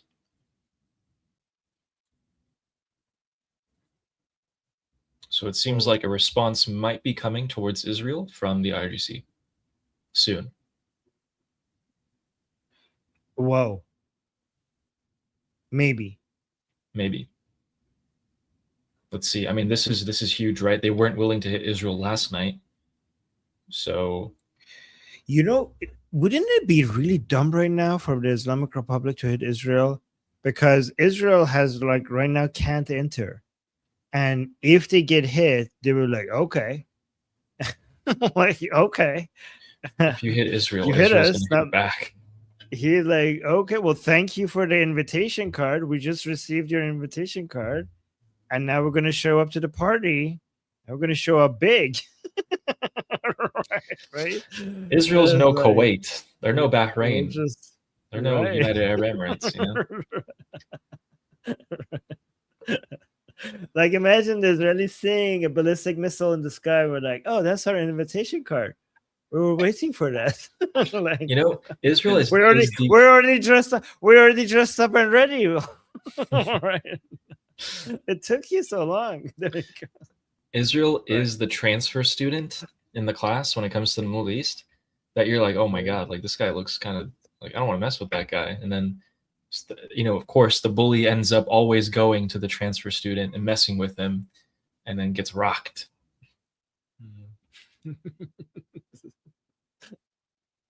This is great. Oh my God. Israelis would do us so proud. We always know when Israelis get in, we might get a new list of people removed from the boom boom sheet, the bingo boom boom sheet. Yeah, why can't they do that? Just get rid of a few more people. You know what I mean? Yes. Ooh, we haven't looked at the boom boom sheet for a while. Yeah. We should. Let's do it. Very cool. Yeah, so let's actually respond to this question here. Again, so you're asking if Vahidi is killed, who would replace him? As I mentioned, so Vahidi is the head of IRGC. As I mentioned, Nejad needs to remain as the head of Sarallah to defend Tehran, unless Abdullahi needs to remain the head of Khatam al-Anbiya. So for this guy, Jafari had been pushed aside because Khamenei didn't, like him or something, right? But also because he's very much an enemy of Ghalibaf. But Vahidi, who's the head of IRGC, who's not as respected as Jafari, and who's not as smart as Jafari, is now uniting with him against Ghalibaf, right? So if they take out Vahidi, given the recent increased relevance of Jafari, he's the best candidate, right? But anyways, one person I hope they take out that most people are not talking about, if the Israelis get involved, is this guy, the Hossein Taeb. I think, I've said this a couple of times, but I wouldn't be surprised if Hossein Taib is right now more of the supreme leader than Mushtaba Khamenei himself. Hossein Taib. So keep an eye on him.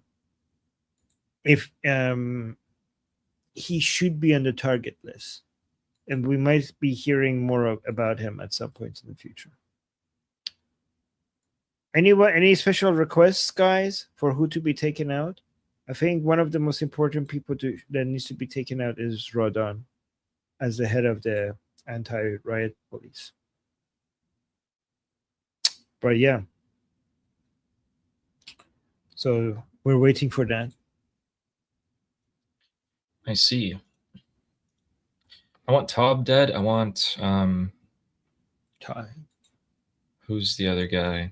Sabati dead. Not that he's anyone important right now, but yeah. Just gets on your nerves. He can, we talked about it, he can be a threat. You know, I actually would leave him alive right now. I wouldn't touch the Paidari camp. In fact, if anything, I would advise against hitting anybody from the Paidari camp, because they are the ones who are causing division within the Islamic Republic. Their maximalist demands is what the Islamic Republic has to. Their maximalist demands is what's tearing the Islamic Republic apart. So I would actually not touch Sabati. I would not touch Rasai. I would not touch Jalili. I would not touch Nabavian. These are all part of the Paidari camp. And I would just let them basically come out and keep attacking the Islamic Republic for not doing enough. I think that's actually good to have them say that. Yeah. All right. Round number 6 of the U.S. strikes. Bandar Abbas is hit again. Again. Although I could be off by 1 round or so. You know, there's a lot of noise here. But as of 7 minutes ago, Bandar Abbas was hit. Oh my God. U.S. officials just told Fox News that U.S. military strikes are ongoing. Oh yeah, come on, guys! It's only 2:45 in the morning over there. The night is still young. So, guys, we're not going to see any important officials die if the strikes are in southern Iran, unless we're talking about IRGC Navy. Okay, because IRGC headquarters are all in Tehran except IRGC Navy, which is in Bandar Abbas. But most of the cutlets are in Tehran. So we're not going to see many people being removed from our bingo sheet unless we start hearing explosions in Tehran. Yeah.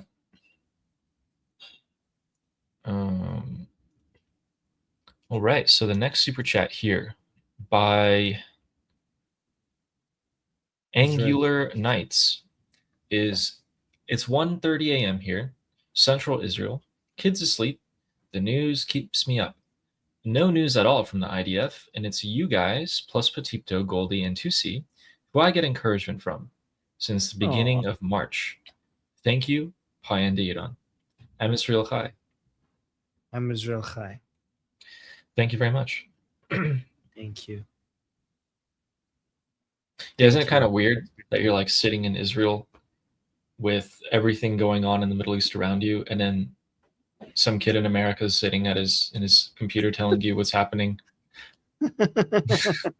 Well, a kid in America that figured out that the Americans are passing oil tankers through the Strait of Hormuz before it was announced by the White House. So thank you. There you go. Yeah, thanks, Angular Knights. And Sarah Ocean, who says, made kotlet tonight, and it was so delicious. Jatun Khali, which means you guys missed out. Only thing that would be more delicious would be IRGC kotlets. Num nums. Yes. Oh my God, I miss my mom's kotlets. Oh wait, good. We have people in the chat are saying kotlet. What? Did something happen? Do we have? If they're saying kotlet, they might be referring to the head of the IRGC Air Force commander in Kermanshah, I think. but that's not confirmed yet. It's just rumors. Oh, they're hitting the Islamic Republic is okay, so Iraqi sources are saying that the Islamic Republic is hitting Kurdistan again, the Kurdistan part of Iraq. Yep. Again. Yep. Yeah. That's why I said earlier, I was like, Iraq has not been targeted tonight yet. Tehran, air defense has been activated in Tehran again. Okay. That's great. Maybe there's more than just drones this time. Please.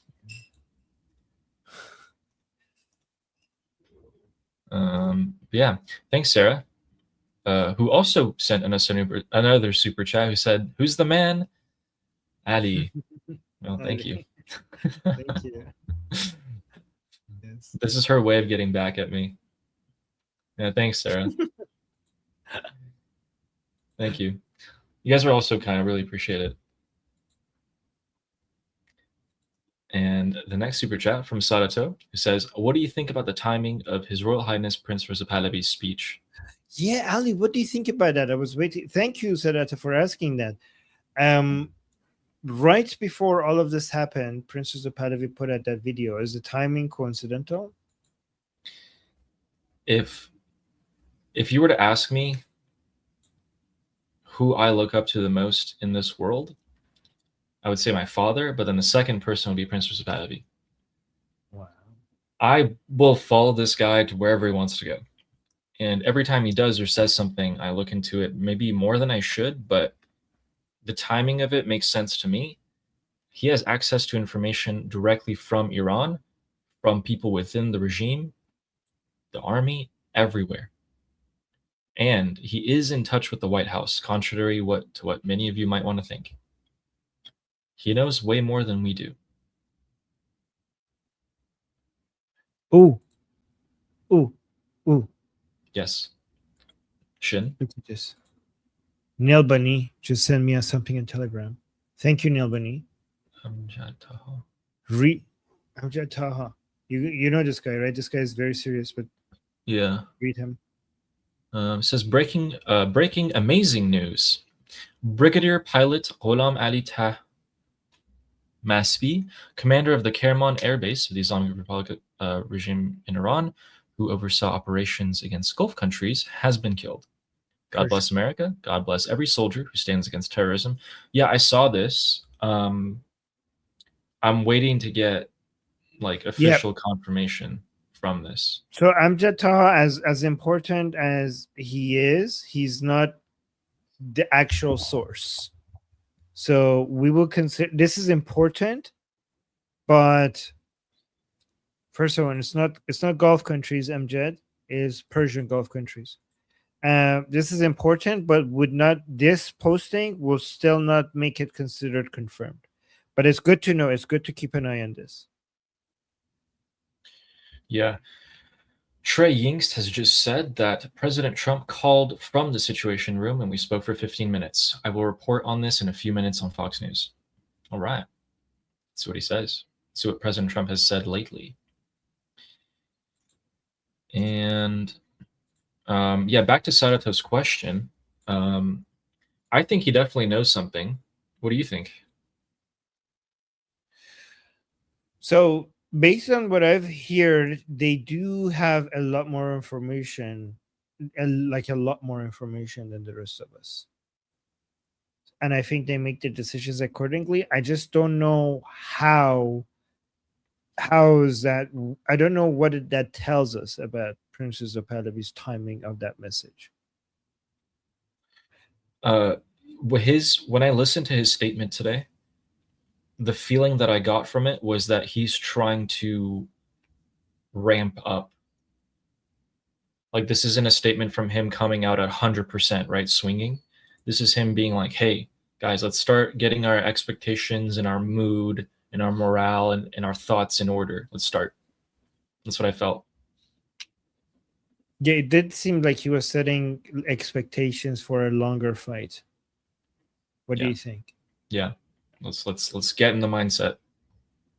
It goes with our philosophy that the regime might fall this week, or much like maybe even like this might be end up being a much longer fight. And to us, what matters is that we keep fighting no That we matter keep how long fighting. it takes. We do not stop. Yeah. Yeah. Yeah. Thank you, Saoto. Thank you, Sidit. And Nail Bunny with the 5 gifted Liberty Politics memberships. Thank you so much. Thank you, Neil Winnie. So kind. Always and the other generous. day, She's always generous, even when she gets frustrated with me. She still supports us. Thank you. Thank you, Neil Winnie. true. Yeah. And user Z was asking if China is buying oil from the United States. They are. And in fact, Alaska is ramping up its oil production, ready to go to start shipping to China. And right now, the basically Texas area of the United States in the Gulf of, is it called the Gulf of America now officially? Not Gulf of officially. America. Well, Yeah. Gulf of America is having a lot of oil production as well. So, you know, I was saying this. I want to go back, Armin, at one point, and I want to Yes. find in one of your discussion groups, probably back in January, there's like a clip of me, and I was saying, guys, I think that President Trump is going to intentionally not open the Strait of Hormuz because it puts so much pressure on China, and it'll like boost the U.S. economy with jobs and like this and that. I'm just saying. You know, when it comes to oil, one thing you have to oil and the U.S. economy, one thing that a lot of people don't understand is that high oil prices does benefit the American oil industry, but it hurts every single other industry. And United States is a lot more than just oil, right? So yes, the oil industry of the United States is like, yeah, they're loving every second of this, but every single other industry for them, this is like oil is not revenue; it's a cost. Like fuel is energy is a cost. Hungry Swamp Puppy is saying, call it the Gulf of America, or I will call it the Arabian Gulf. Okay. Oh, this is right. Hey, I'm American too. I'll call it the Gulf of America, no problem. Yeah, I mean, you could ask us to call it the Gulf of America without threatening us. We would do it either. We would do it. Like, I don't have to threaten. True. And Deborah is asking, is Trump watching Liberty Politics? Apparently, yeah. I think he's watching Ali's channel directly. Trump, I guess maybe before this war, but as By the usual, way, guys, we're kidding. Don't. Just to be clear, people, like we're not delusional. This is a joke. Like, don't think like we're actually being serious. Like some people think like, look at these idiots. They actually think that we're joking around. Like we're not that stupid. But go ahead. Yeah, his routine used to be he would wake up at 4 a.m. and he would start watching TV for 3 hours, like Fox News TV and other news and other things for like 3 hours. So you never know. You never know. Actually, you do know. Like that's not happening. But sure. But President Trump, I have only one request. Hit the like button. Just drop a comment. Drop a comment. Hit subscribe. Hit the bell notification. No.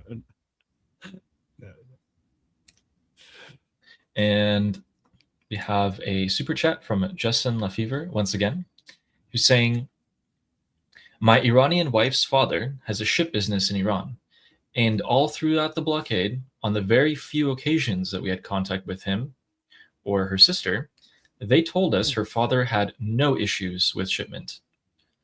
Do you know if they were, like, if their shipping business is within the Persian Gulf or is it trans Persian Gulf to the rest of the world? That's a very good question, Ellie. Like he could have no issues because it's just his shipping businesses within Persian Gulf. Yeah. Yeah, because if you're just going from like Qatar to Iran, back to Bahrain to Kuwait, to, not a problem. Ali asks the right questions, guys. This is good. Very smart.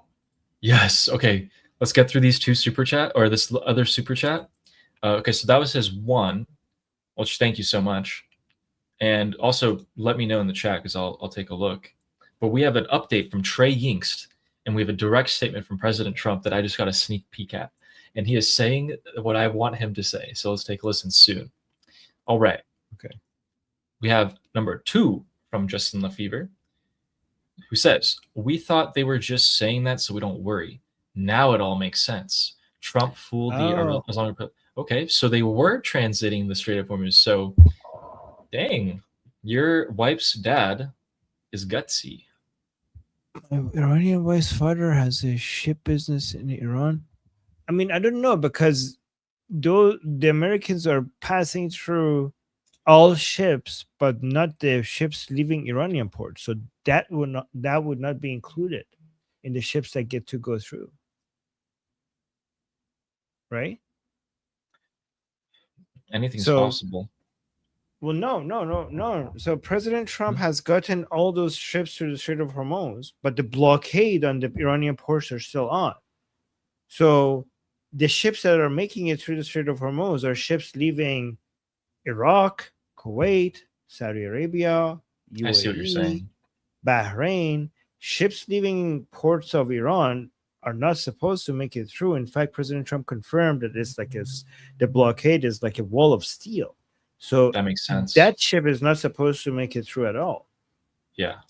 Okay, so it looks like either your wife's dad is just a gangsta, or his shipping business is within the Persian Gulf. Right. Probably the second one. All right, who is ready for this? Ooh. Okay, I haven't listened to this, but I am dying to do so. All right, Trey Yingst, coming to you. Tell us what President Trump has just said. Regime. The president tells Fox News that 49 Tomahawk missiles were used to hit targets inside of Iran, some of them as close as 40 miles from the Iranian capital of Tehran. The president said that U.S. fighter jets are also operating over the skies of Iran, taking out radar systems and air defense systems in the southwestern part of the country, close to the Persian Gulf. This is all taking place as the Iranians are trying to get the United States to stop the bombing campaign. President Trump told me that Iran called him tonight. Top Iranian officials and President Trump spoke directly, according to the commander-in-chief tonight, as the president was sitting in the Situation Room. And he told me that the Iranians asked them to stop bombing.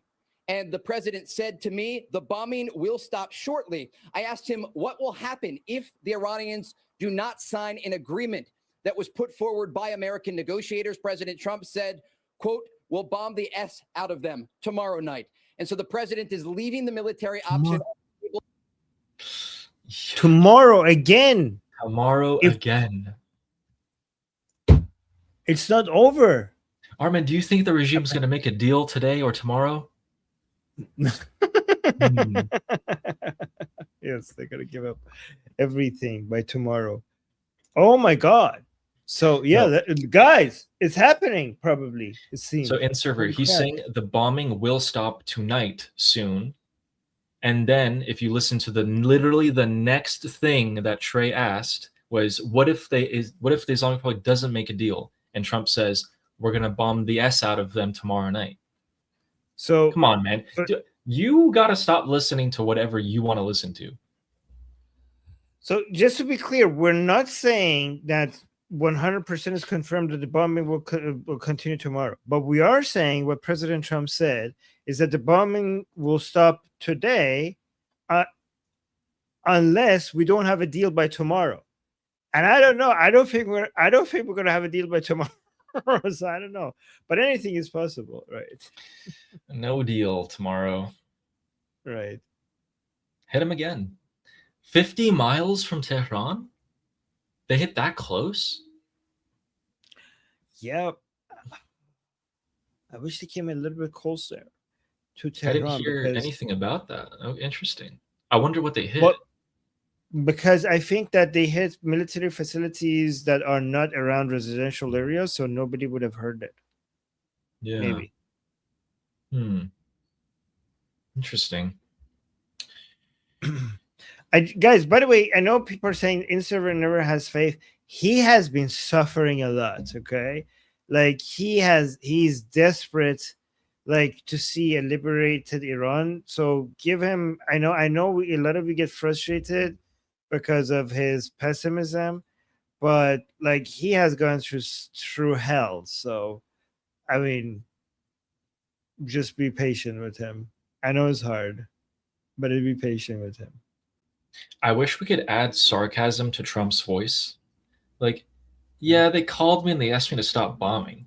So, I mean, I guess we'll see tomorrow what happens. It's like, oh.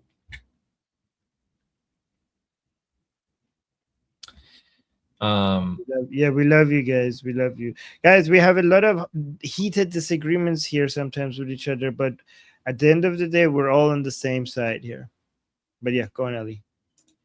Yeah, so Jeremy's saying, remember, guys, don't take the Trump literally, but do take the Trump seriously. The Trump, yes. And Fine Stars is saying, but Ali, he has said that many times. It's BS. Has he? First of all, BS is not the same as, you know, I mean, to do the art of the deal, you need to BS. To do the art of the deal, I mean, read the book. But it has not always been BS. I mean, may I remind you guys that Khamenei is dead, right? So, and when President Trump said help is on the way, help was on the way. Many times it wasn't BS, and sometimes it was because he was messing with the Islamic Republic. It's supposed to be. If it's not sometimes BS, then President Trump becomes predictable. If he becomes predictable to us, he becomes predictable to the Islamic Republic. He needs to BS sometimes. That's the, you need to confuse your enemy.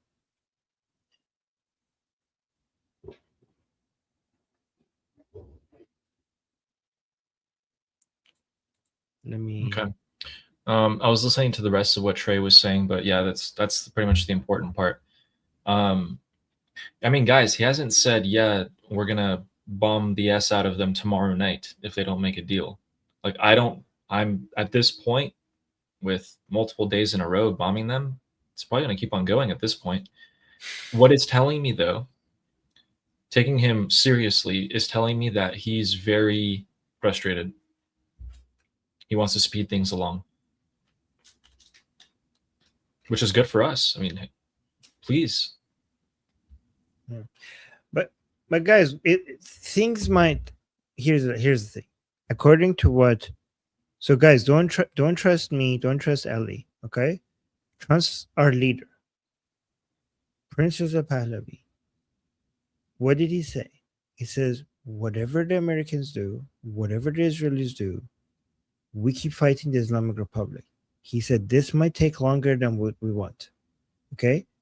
President Trump might escalate things tomorrow to a degree that we couldn't even imagine.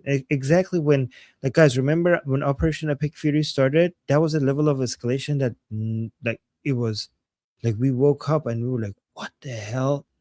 Like, this might happen tomorrow, and it might not happen ever again. We don't know. Like, it might not happen for a very, very long time. We have no idea. But we keep doing what we do. We keep fighting the Islamic Republic. That's what we do. And we do that while we keep our unity. So let's just make sure that we keep our unity while we do this. Completely agreed. Also, Armin, what do you think about this? Okay, I'm thinking if I don't know if the IRGC called Trump, but let's just say they did, and they told him, like, please stop. Wouldn't they have also been like, okay, please stop, because we'll do this for you, or we'll agree? So right there and then, that tells us that tomorrow night, if they called, the deal wasn't made, and they will go back to bombing. And if they didn't call, well, we're still going to go back to bombing anyway. Yeah. And if we don't go back to bombing, what has the Islamic Republic done that has convinced President Trump not to go back to bombing?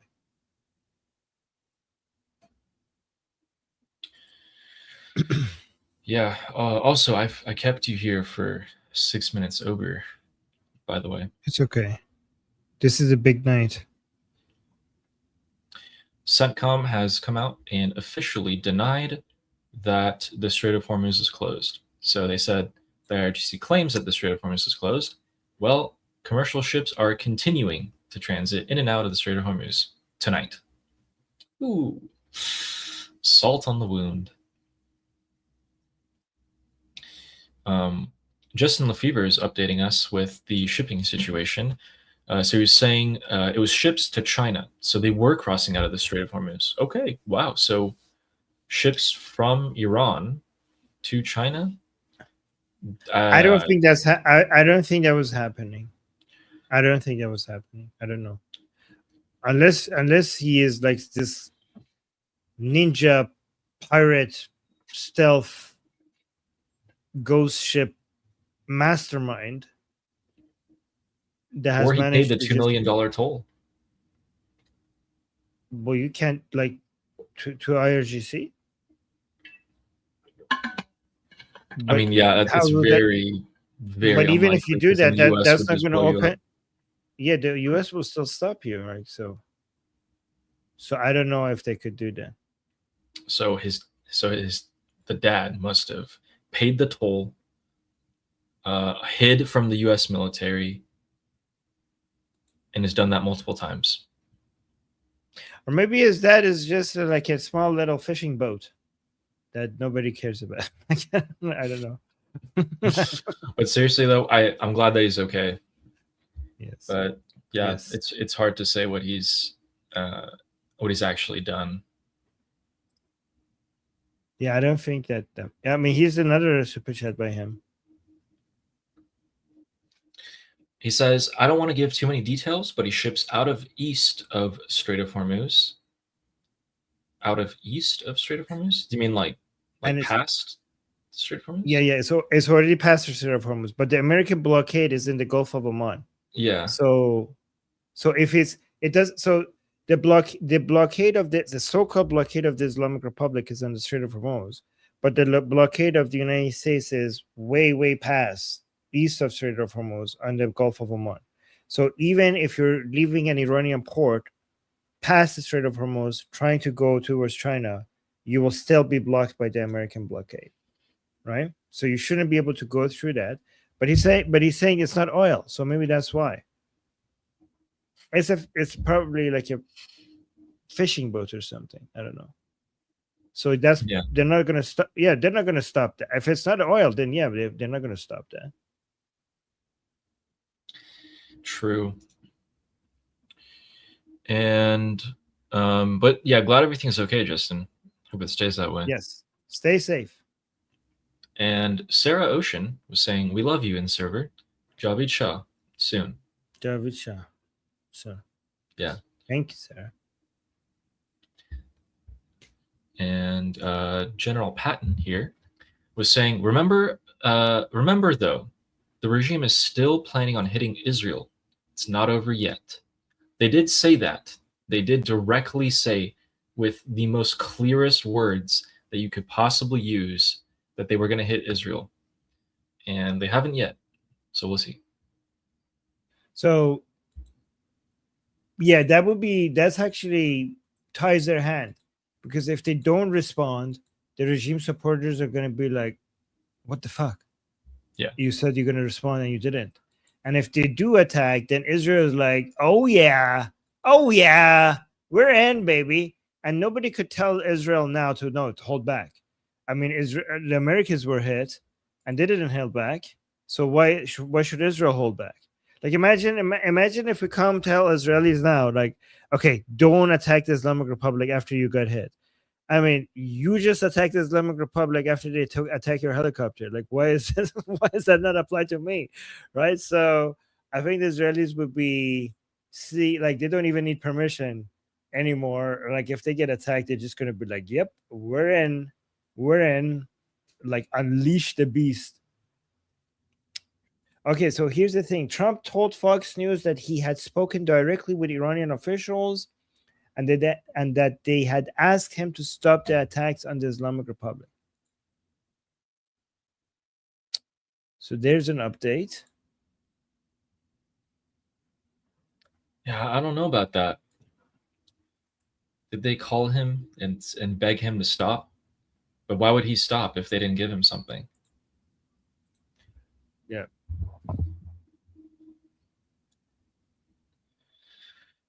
I'm going to take a look at what the regime supporters are saying, see if I can find anything. Okay. I got another update. The Wall Street Journal, quoting a senior U.S. official, is saying U.S. forces targeted air defense systems and radar sites near the Strait of Hormuz, and no infrastructure was hit in the strikes. Didn't we hear that the petrochemical is that this is contradicting earlier reports that we got? I thought we got some confirmation that some petrochemical stuff was. We did. We got confirmation from Shim that a petrochemical site in Bushehr, in Asaluye, was hit. Asaluye, yeah. Oh, right. Here's what. So someone in the pro-regime group chat said everything that we just talked about from Trump and Trey Yingst, the report. And someone's saying, Allahu Akbar, death to Trump, the gambler, the yellow-headed talker, death to America, and death to Israel. Let's see what other people Show are us. Oh, okay. Yeah. That's pretty cool. Oh, no.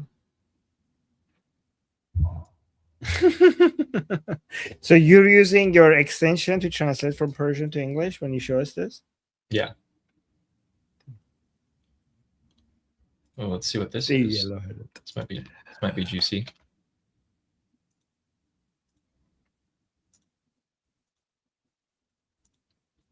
All right, let me see. Okay.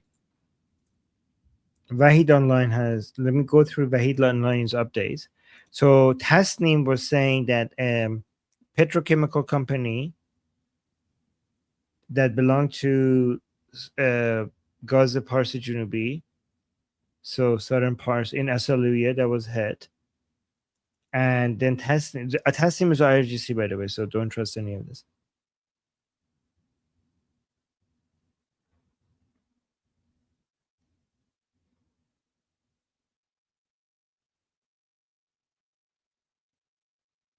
Oh, it's interesting because, guys, Tasnim posted that there was a petrochemical that was a company that was hit, and then also posted that this is fake news separately. The fuck? So they reported it, and they also reported that this is fake news. On one hand, they're like, yeah, let's report it so that we can have the Persian Gulf Arab countries' infrastructure on the table. We can hit their oil and stuff too. But then they're like, oh, wait, but that makes us look weak. It didn't happen. And now the officials and the provincial officials of Bushehr are saying that there has been no explosions in the this gas infrastructure on in Asaluye. So they're saying the regime is saying it's fake news. The regime. Interesting. Okay, so Axios is also saying that American officials are saying that all the targets in southern Iran were radar system, air defense radar systems, and command centers for drones. So according to Axios, United States is saying that they didn't hit a petrochemical company. It was all military base, all military targets, nothing infrastructure related. We have some alarming stuff I'm going to share with you guys here. So Mehr News, which is also Islamic Republic state media, has reported that translate this for you guys. Basically, they're saying that the first phase of the IRGC's airspace missile and drone offensive operation was carried out.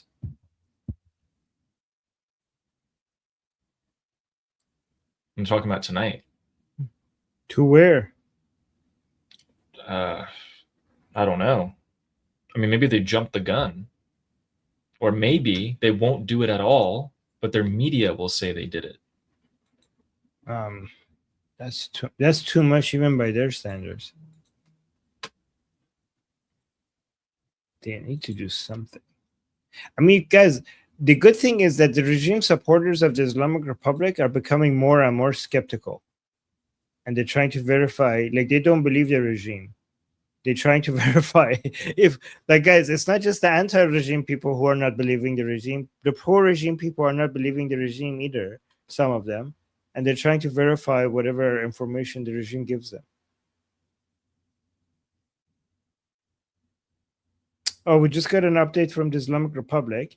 So IRIB, basically state media in the Islamic Republic, quoting a senior official of the Islamic Republic, is saying, Trump's statement about his contact with the Iranian officials are a lie. These statements are a cover for escaping war against the Islamic Republic. Okay, well then escalate. See what happens. Anyways, Ali, what are you keeping an eye on? I'm gonna maybe you could continue this. Keep an eye on this. Definitely. All right. Are you gonna have your Persian show? No, I only had one Persian show today. Maybe I'll do. I need to go get updated on some things. So. Alrighty. Yeah. Good luck. All right. So you guys, I'll leave you with Ellie. So I'm not gonna do my closing thing because you're gonna do it. How did it go last time? Did you do it? Did you do the whole I did thing? it. Yeah. Yeah. Okay. Okay. All right. Okay. All right, guys. I'll leave you with Ellie, and he's gonna do the closing, like I do as well. Yeah. All right. So I'm gonna stay on for a little bit and see if the IRGC really do strike at Israel, and if they don't, then we will end the live. But Armin will head out soon. Right now. Okay. All right, guys. See you guys same time tomorrow. Bye. See you. What a great guy. All right, you guys are stuck with me. Ooh. It's time to read the chat. We are pretty much mostly caught up. I still can't believe that they launched 49 Tomahawks. I mean, they didn't have many of those left in their arsenal after they used them in the 40-day war. So I'm glad to see that they were restocked because they used 50 of them today.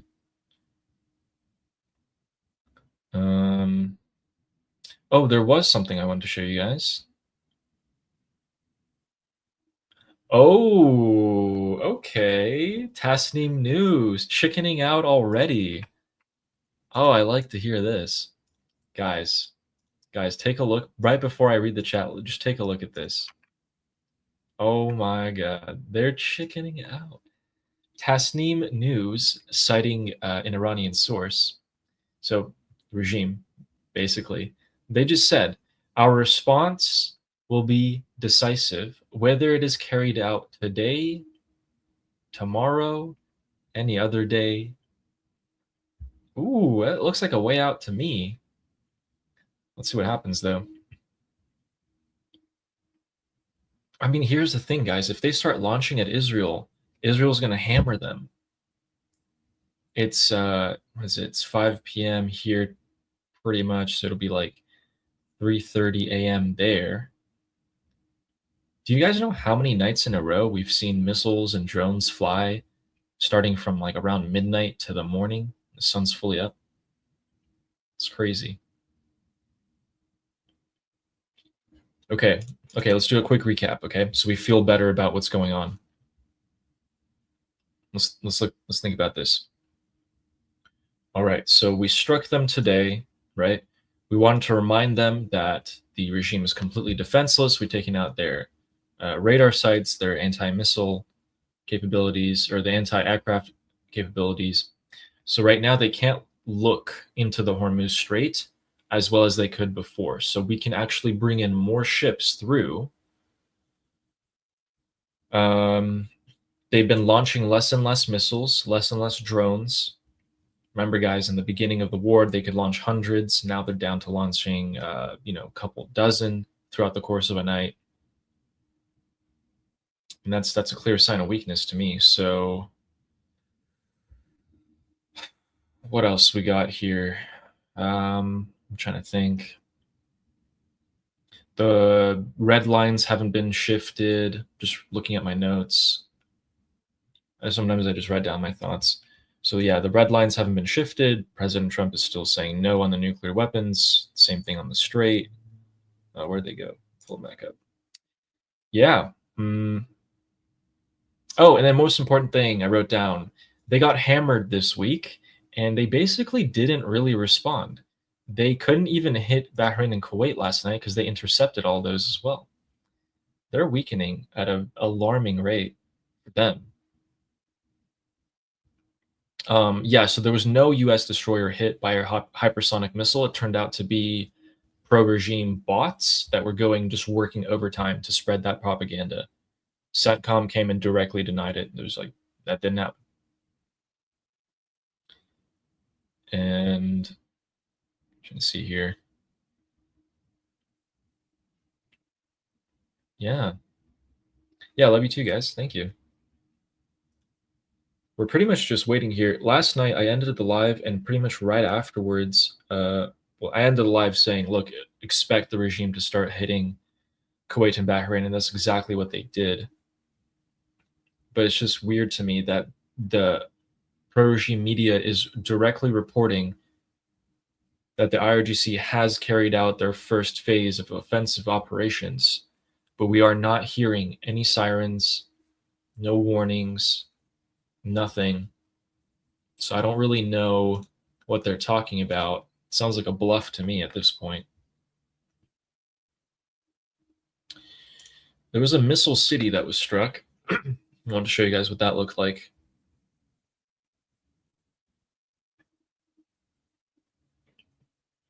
Ah, yes.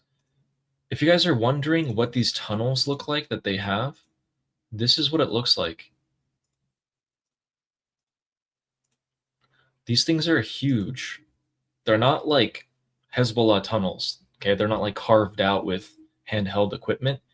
These guys have had decades to do all of this. Okay, look at this. So yeah. And if we know where they are, they know where they are. I mean, it's kind of weird, right? Like, you guys can see that road.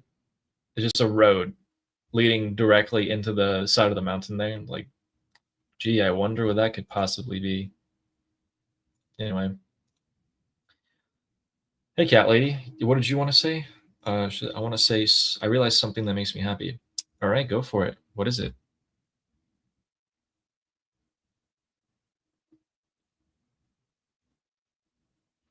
I heard that there were about 20 United States Air Force aircraft active tonight with their transponders on, at least.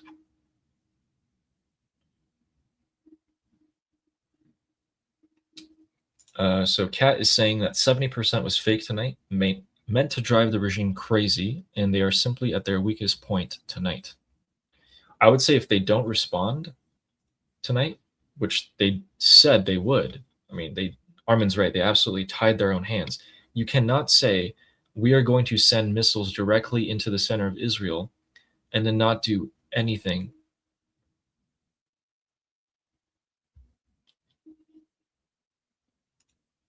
Yes, Soapbox, excellent point. You guys may be wondering, why does a country like Iran with so many natural resources, perfect positioning for trade, why is it so poor? It's because the IRGC, the Islamic Republic, spend all their money on Hezbollah, Popular Mobilization Front, building missile cities. We don't even have sirens in Iran. If there's incoming jets or missiles or bombs, no one knows. There's not even in the 1980s during the Iran-Iraq War, we had sirens. We don't have sirens now. And the only difference is that Saddam Hussein would directly bomb civilians on purpose. He would target them specifically. And the United States and Israel do not ever do that.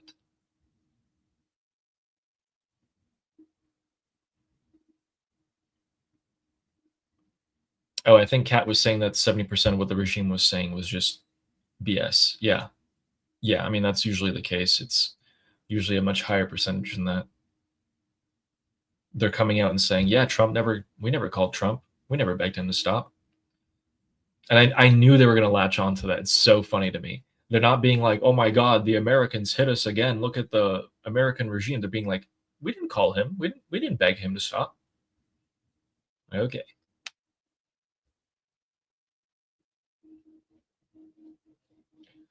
Seems to be a lull in the news. So we had multiple rounds of strikes on the Strait of Hormuz again. Pretty much all the radar sites have been taken out. We're slowly choking them. Yeah.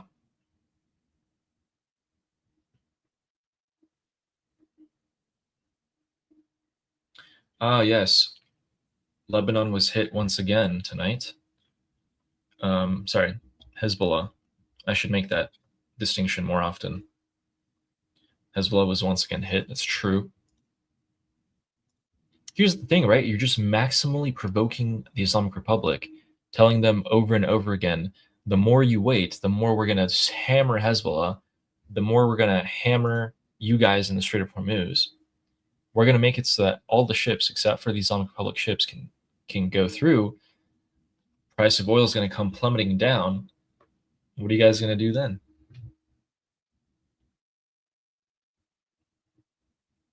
Oh, by the way, speaking of oil, the price of oil is going to plummet. President Trump's not lying about that. It is going to plummet.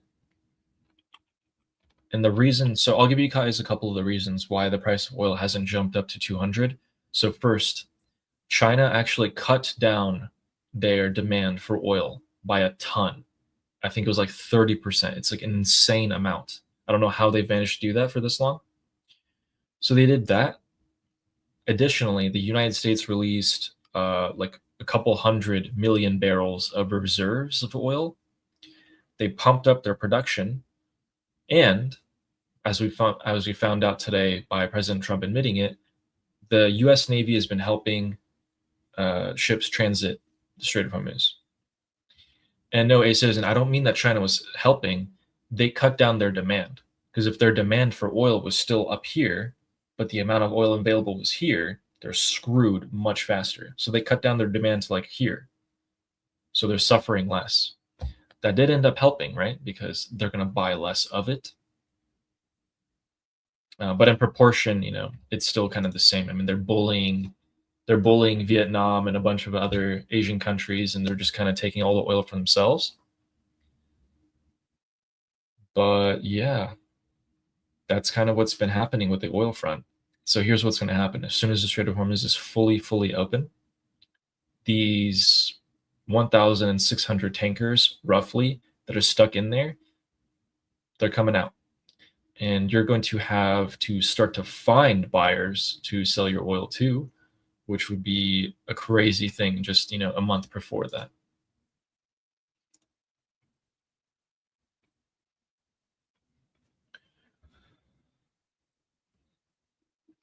Ah, yes, there it is. I found it for you guys. Here's another thing. These pictures are oil tankers, and they will just stick to each other and start transferring oil from one ship to another. We found out they've been doing this as well. So yeah. And these are done with like their transponders off. It's like meant to be under the table. Yeah. So basically, if some ships can't get through, they'll just transfer their oil to ships that can get through,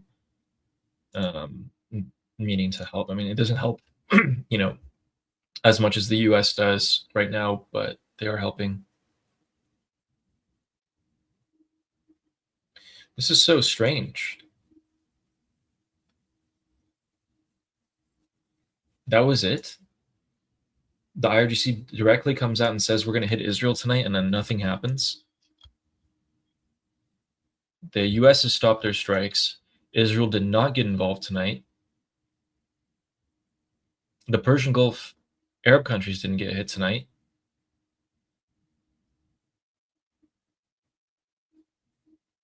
Okay, so what does this mean?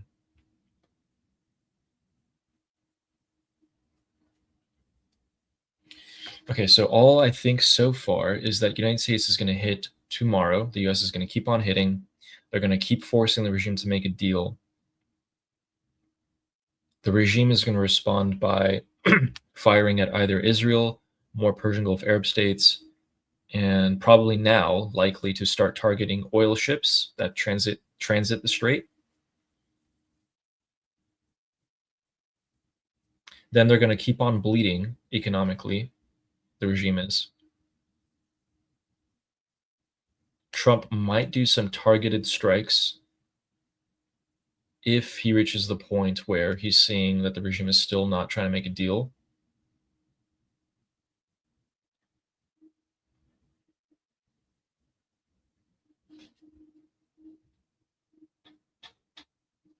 Prince Reza Pahlavi is starting to get our expectations up again. Because remember, he didn't say things so directly that he did today in a while. The World Cup starts, what, tomorrow or the day after, which doesn't really matter. But Trump will be going to NATO, to Turkey, next month. See if I can find my timeline again.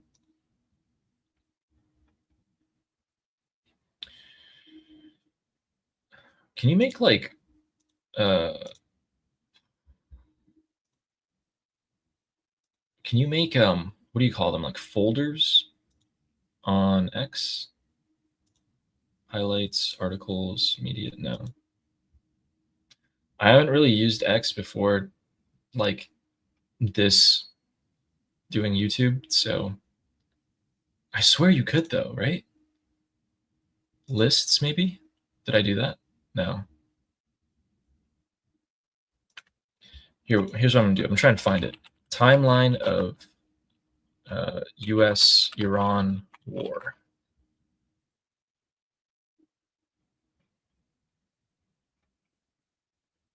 All right, whatever. Okay, knowing my luck, I'm going to end the live, and then as soon as I end it, we're going to hear about strikes happening.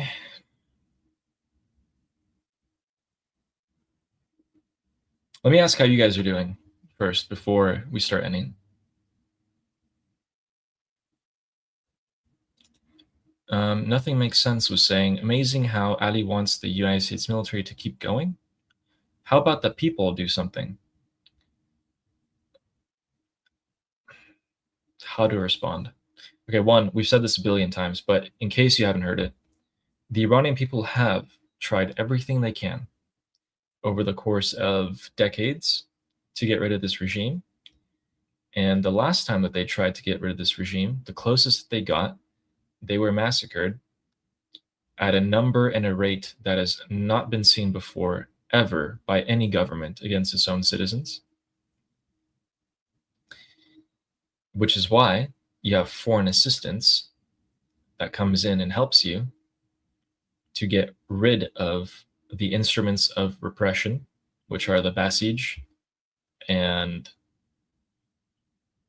which are the Basij and the IRGC, the police, so the Iranian people don't suffer more casualties or unnecessary ones. And good thing I didn't end at that moment, because let's take a look at what Shin's saying right now. All right. So, as of 60 seconds ago, we have more explosions near Abyek, Azvin province. So we're looking at the west side of Iran, but I'm pretty sure Abyek is further into Iran here.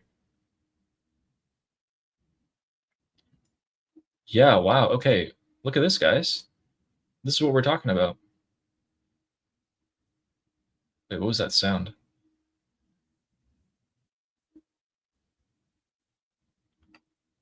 Did something change with the stream? What was that? I heard some weird Okay, anyway, let's go to the map. Look, guys, Azvin is right next to Tehran, basically. And we just had 3 explosions there.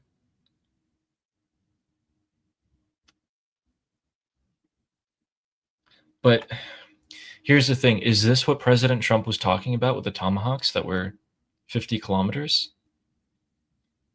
Or is this something that's happening right now? Also, I mean, it would seem like this would be more of an Israeli strike, no? What if the IDF is conducting strikes without waiting for the Islamic Republic to do it?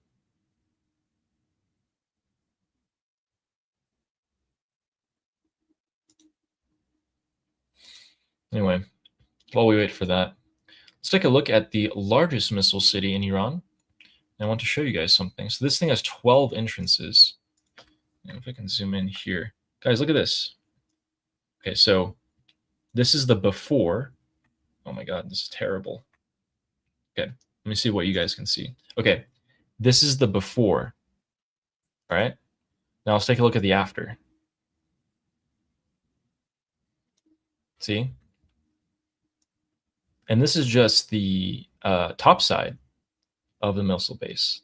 And all the entrances were pretty much destroyed. I mean, I guess they dug them out by now, but why not just close them? I mean, it's not like you can move a missile city around.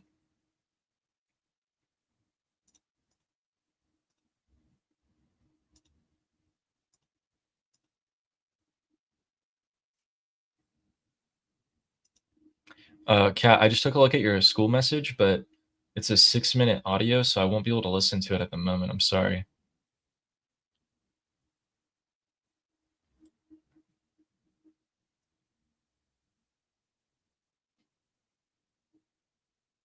Is there like a part of it that you want me to listen to, or?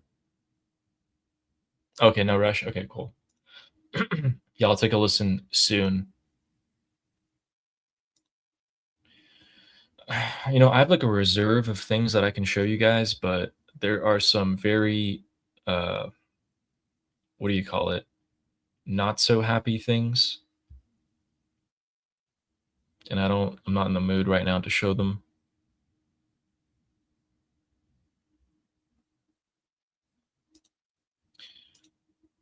Let's dig into, oh, is there any updates here? Let's see.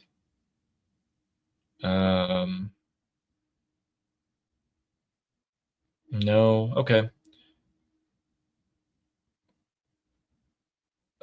Wait, the UN Secretary General made a statement. The Middle East is sinking into a deeper crisis. It's going to affect everyone. This week saw escalation. We should not underestimate the risks. All parties must work towards reaching a diplomat. Shut up. God damn it. Why are, like... I was really looking forward to, when I was a kid, I was like, oh my god, I want to work in the United Nations. I'm so glad I never did that. It'd be such a joke.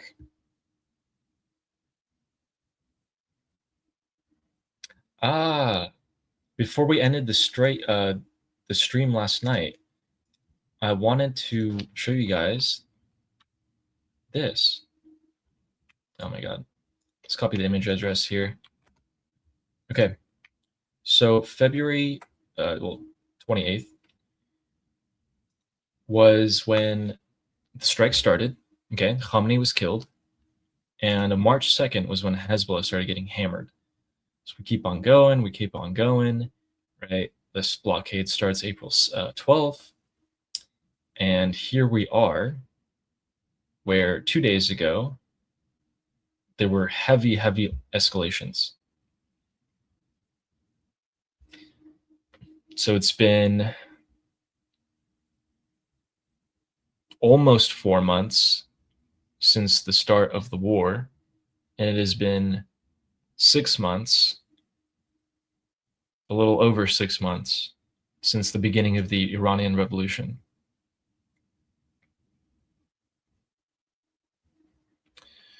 Man. Do you guys remember when we thought it would be over in like 3 days back in January 8th and 9th? And it really did seem like that at that time. Because remember, these things can happen very, very quickly at any moment.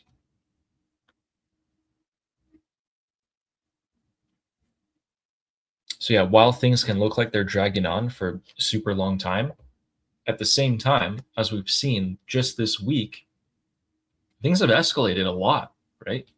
We're starting to go back towards the direction of a full-on bombing campaign.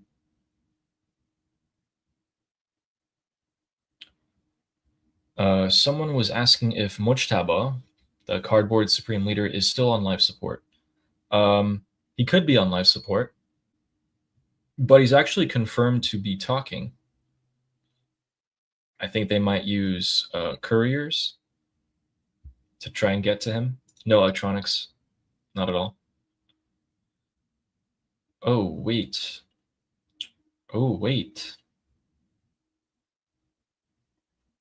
We're getting some preliminary reports, ladies and gentlemen, that the IRGC has indeed conducted their attack like they said they would. Preliminary so far, but it seems like they've finally had enough and are once again attacking Bahrain.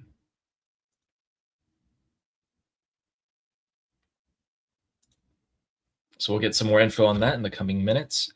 But Shannon was saying that no, Trump said that he's probably alive. Yeah, he is alive. We do know that. We just don't know to what extent that he's injured. President Trump keeps saying that he's heavily disfigured. He's missing a leg. I would say that's probably true, right? He's disfigured in some sort of way because otherwise you would be able to hear an audio of him, a picture of him, whatever, right?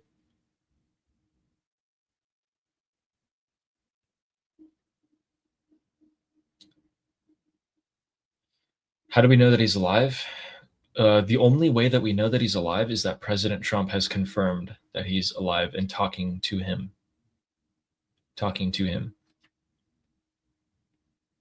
Oh man, I think my Twitter and in general everywhere that I see information from is about to explode with tons and tons of siren reports, videos of people getting the ballistic missiles on in the sky, interceptions.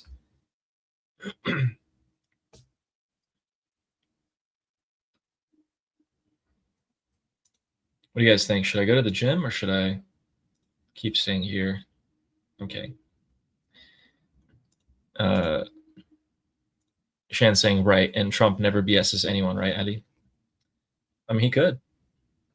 He could. That's why I'm saying the only way that we know he's alive is President Trump confirming it. If you had to have a credible source, he's probably the most credible one. Can he lie? Probably.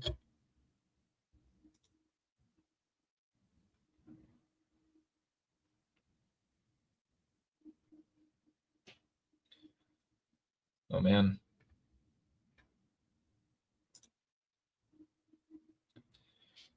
All right. It seems like so far the IRGC or the pro-Islamic Republic media is reporting that they're hitting Bahrain. So it could just be a false alarm here.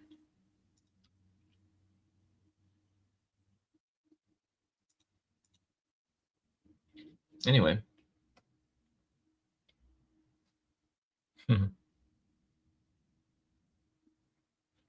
Okay, Kat, it's kind of hard to listen to it at the same time I'm going to be talking though.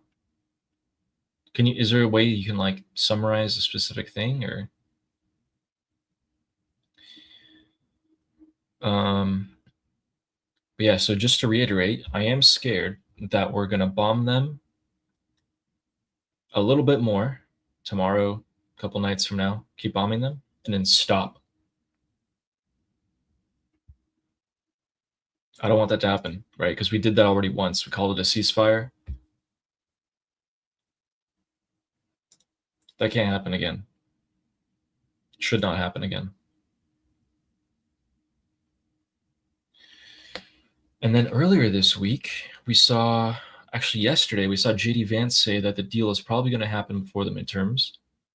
Then 2 days ago, which I don't know why people aren't taking this or spreading this more, but President Trump said, yeah, over the course of the next 2 weeks, we will see a complete victory with Iran. And I know what you guys are going to say. You're going to say he said that a billion times. I get it. I get it. But this, at the end of the day, this is a president of the United States. And even though he's declared complete victory 38 times, I am still going to take what he says at some level of credibility here.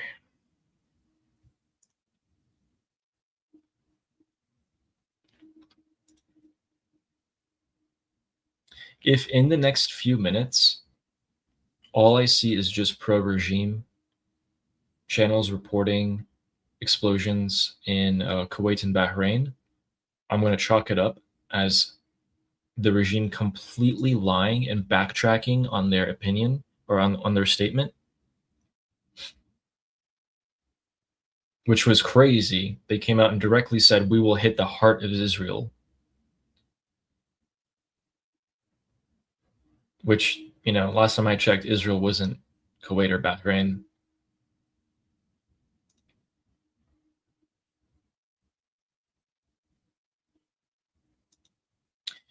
Okay, we got a full clip, 2-minute long, from Trey Yingst. So I want to listen to this and see the full thing of what President Trump supposedly said to Mr. Yingst here.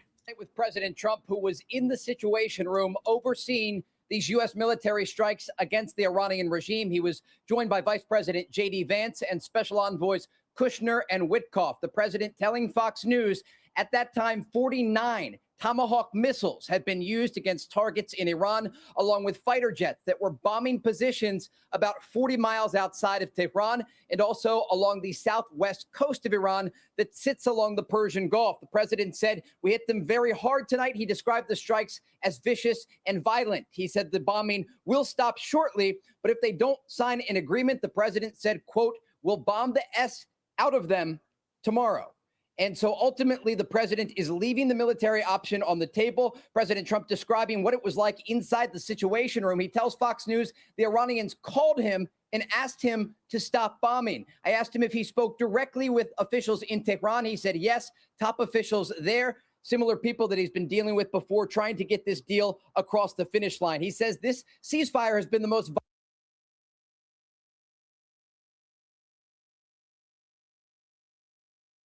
Okay, wait, I had this thought again, and it's something that we've been knowing, but I just want to remind everyone. When President Trump says that we talked directly to IRGC officials and that they begged us to stop, basically, it's not really meant for me and you, right? But some people in the regime are going to get so angry. They're going to get, like, imagine their reaction right now, guys. There are some people in the regime who right now are thinking to themselves, wait, so we just got hammered again for the how many times at this point? And then we called Trump and begged him to stop, and he stopped? How can I trust the other people in the regime? How did they get Trump to stop?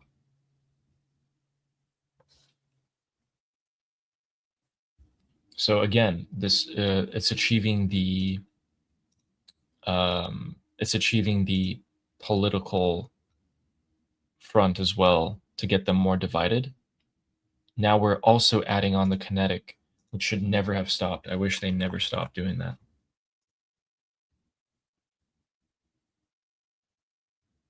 Yeah, guys. So all I'm seeing is that pro-regime media is reporting that they're hammering Bahrain and Kuwait. I haven't seen anyone else talk about it. No one in Bahrain, no one in Kuwait. Nothing. Nothing.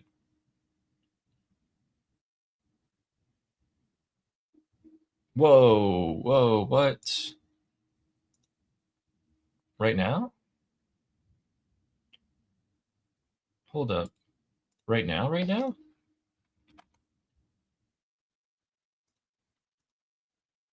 I thought they stopped. I thought the US stopped. Okay. Well, it seems like, ladies and gentlemen, we have more strikes by the United States Navy. Oh, More strikes by the United States Navy, once again in the Strait of Hormuz, targeting Sirik for the...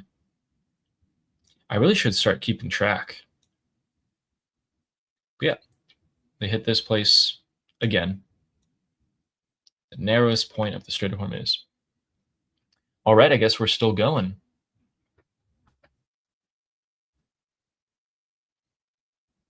Wow, every regime media got the order. Start telling people that we're hitting Bahrain and Kuwait. Oh man, guys. Oh man. If they don't do anything, if the IRGC doesn't do anything, they are so screwed. Because they said that they would, and they didn't, and not only did they not, but they're coming out and lying that they did.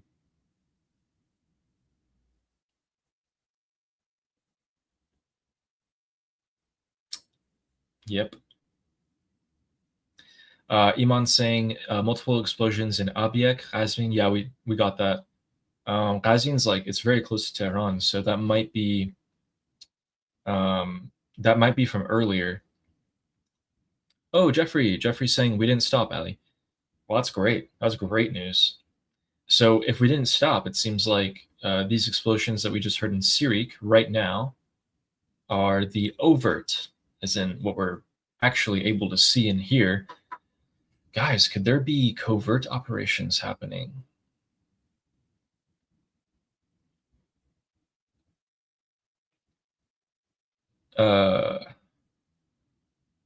Wait, what? Where is this?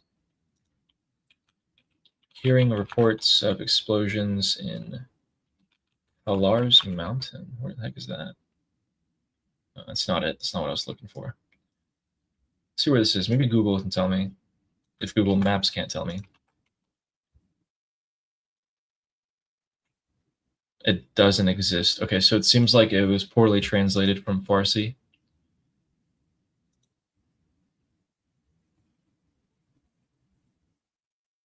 Kat, I can't listen to your audio while I'm trying to talk. It would take like a few minutes. Is there like a part of the audio that you want me to listen to right now that I can like skip towards, or?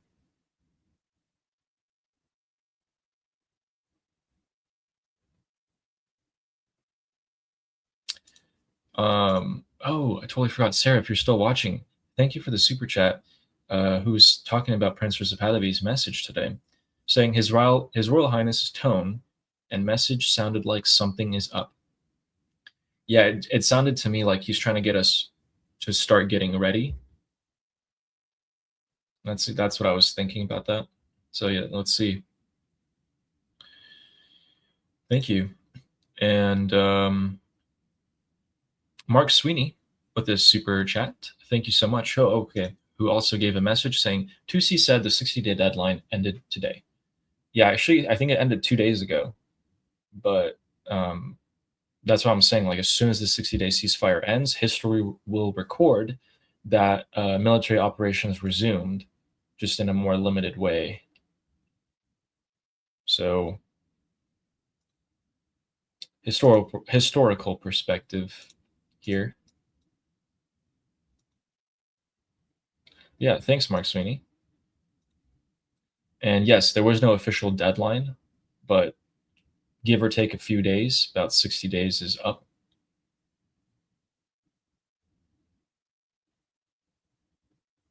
Everyone wants to listen to Kat's message. No, guys, it's private. I don't even know what they do. Should I make a poll? Oh, yeah, that's so cool. We have 1,000 people from Armin's Twitter watching this. That's cool.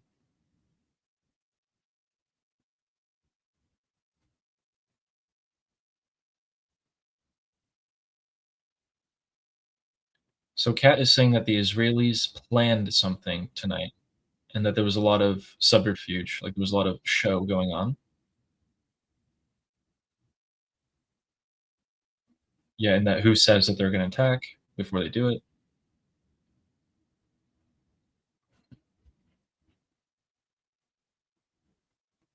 Yeah, I mean, listening up to their cat, I totally agree.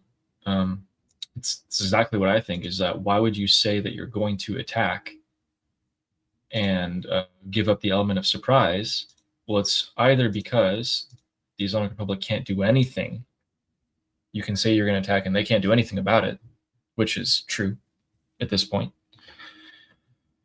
Or maybe it's part of some bigger plan. Get the regime to see that you're actually serious, because the regime has been pushing this entire time to their own followers, and they started to actually believe themselves. They started to say for a few weeks now, Trump is backing out. He's tired of the war. He's done. He's trying to get out. And by doing this, Trump is signaling to them that he is still serious.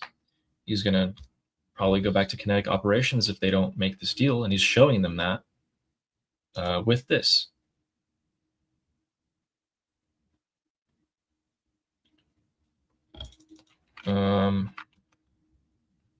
Where's my, there it is. Okay. Vahid Online posted that there's general unverified messages about the sound of an explosion in Karaj. Show you guys where that is. If true, this would be pretty significant if it's from US or Israel. So we'll keep an eye on that here. Karaj is right here. So you guys can see Tehran, Karaj. These used to be two separate cities. When I lived here, they were separate cities, but they kind of, molded into each other at this point. God, it just takes so long to get from here to here. It takes so long. Anyway, so much traffic there. Oh, interesting. So,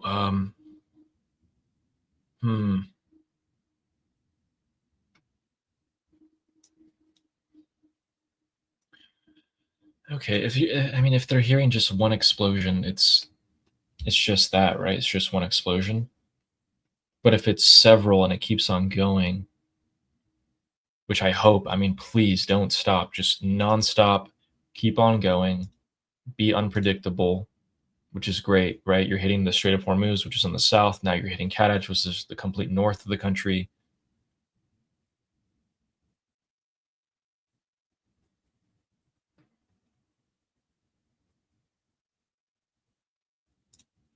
Jeffrey's saying that the air defense systems, ground control stations, surveillance radar sites, and naval-related infrastructures were all hit. Yeah, they were.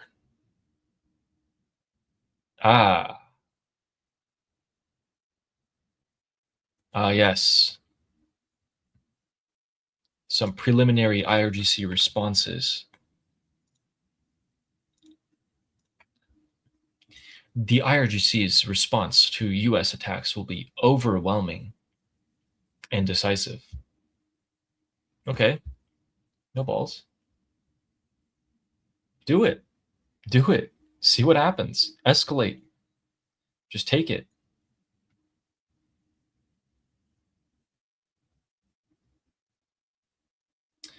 We're hearing, okay, actually, these are the same people echoing that there was an explosion in Karaj.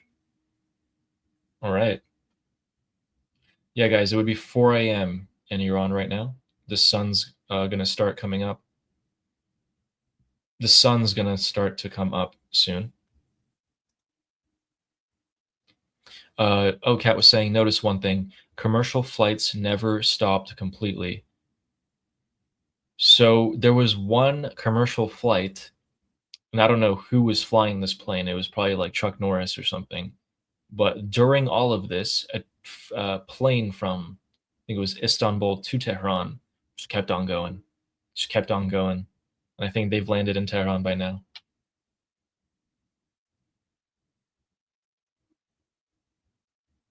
Oh, is this legit? Yes. Okay. Wow. We are seeing a response from the IRGC, ladies and gentlemen. The Ministry of Interior of Bahrain, this is the official account, great check mark, has said that sirens have been sounded in Bahrain. Please remain calm. head to your nearest shelter. Okay. Strange. So did the explosions happen first and then the sirens sounded, or are they sounding the sirens first and then the explosions are coming? Okay, here's what's going to happen now. Now that it's official, the IRGC are striking the Persian Gulf Arab countries. This might draw a response from the US to keep going further.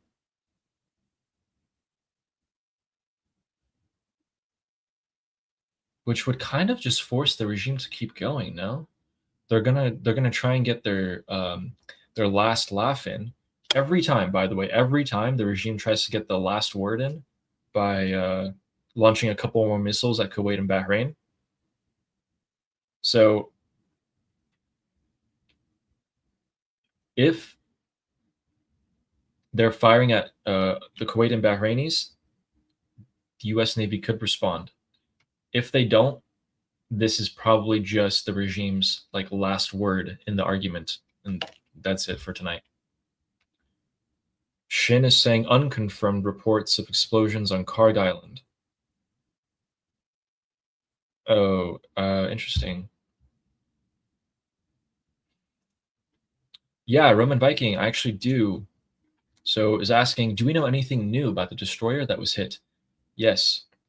IRGC claimed that they hit a US destroyer tonight in the Strait of Hormuz with a hypersonic missile. False. It was actually such a crazy statement that CENTCOM was like throwing it out the window. They did say, though, CENTCOM did say that IRGC bots are working overtime to spread propaganda, and like this is one of the exact things that they're pushing right now. Well, Jeffrey, you are right. Looks like we did not stop. So if the Karg Island explosions are true, we have not stopped. In-server saying, you hit, I hit, let's pretend and trick our people. Yeah, kind of, literally. They'll just, I mean, they pick on Bahrain and Kuwait because Bahrain and Kuwait aren't going to fire back. So they can tell their own supporters that, like, hey, look, we hit the American bases in Kuwait and Bahrain. You're right. You're right, Jeffrey. But here's the thing, in-server. If these continue, guys, remember 3 weeks ago, you guys remember how depressed we all were about how, nothing's really happening? Well, think about it. Things are changing real fast.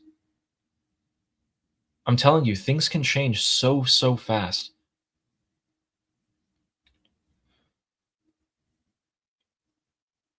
Okay. It is official that explosions have been sounded around Kadaj. So I'll show you guys that on the map again.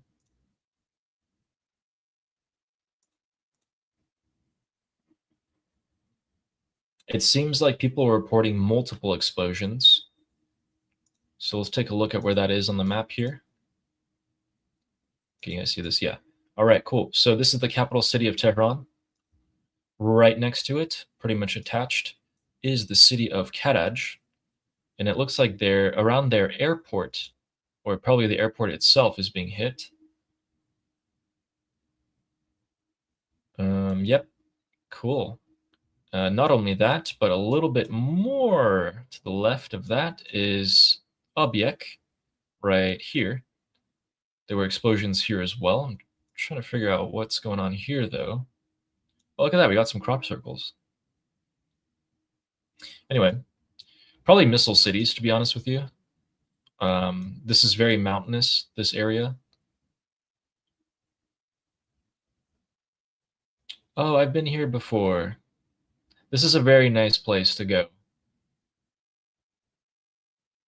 Oh, man. I gotta go back.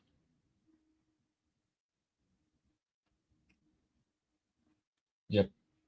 Yep, that's all we gotten so far. So explosions there in the north of the country, as well as explosions on Karg Island here.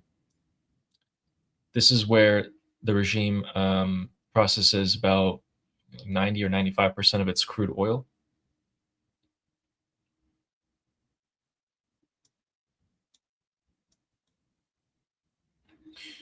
You know what I'm thinking now? I'm starting to think that we're almost pushing the IRGC to have a response, like a big response. Like we almost want them. You know what I mean? We want them to start shooting at the Israelis, for example. Kat saying, no one denied the exchanges around the Hormuz. Besides that, everything was at some point denied by someone, both US and IRGC. Well, here's the thing. You can't deny what the Iranian people on the ground are directly telling you what's happening. So if they're telling you that there's explosions and they'll send you videos, that's just verified, you know? But you're right. So many people came out tonight and they're like, no, that didn't happen. No, this didn't happen.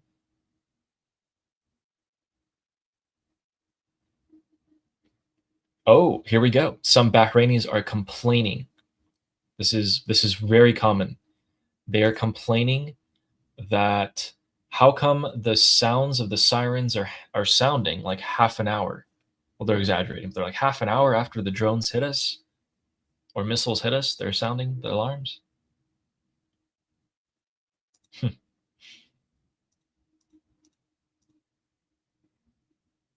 And InServer with the 5 gifted memberships. Thank you so much. Thank you guys. I don't know what to say when you guys do that for me. It's really kind. You don't have to. I really appreciate it. Oh, more breaking news. But yeah, thank you so much, InServer. Appreciate it. And yes, Michael Feldman. That is the same Jeffrey that talks in Armin's group. And we really, really want Jeffrey to come up with his own show or segment or whatever. And he's always welcome. Jeffrey, you're always welcome my stream whenever you want. And here's our latest breaking news, ladies and gentlemen. So, while I getting this up with you guys. So we have sounds of new explosions in Bandar Abbas. I'm gonna translate this so you guys can read it too. Boom, at 4:06 a.m. This just happened. Just happened. Wow. What round is that? I lost track. Is it 7? Is it round 7 of the strikes? Is it round 8?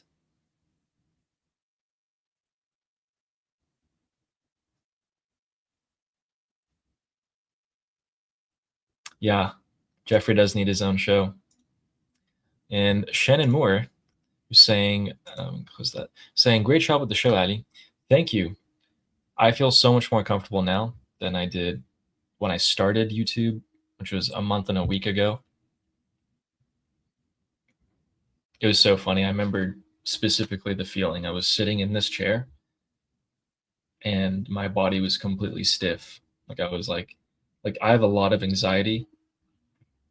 And I remember being like trying to breathe and stuff like that. But now I'm just cracking jokes. Feels good.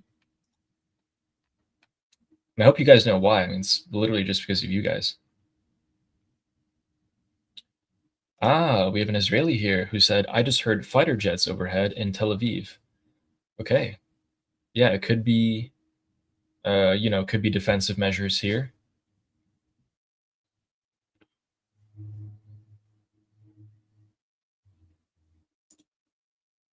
Kat is saying such a true statement. Jeffrey is way above a show. True. That's for us simple people. True. And he does real stuff. Yep.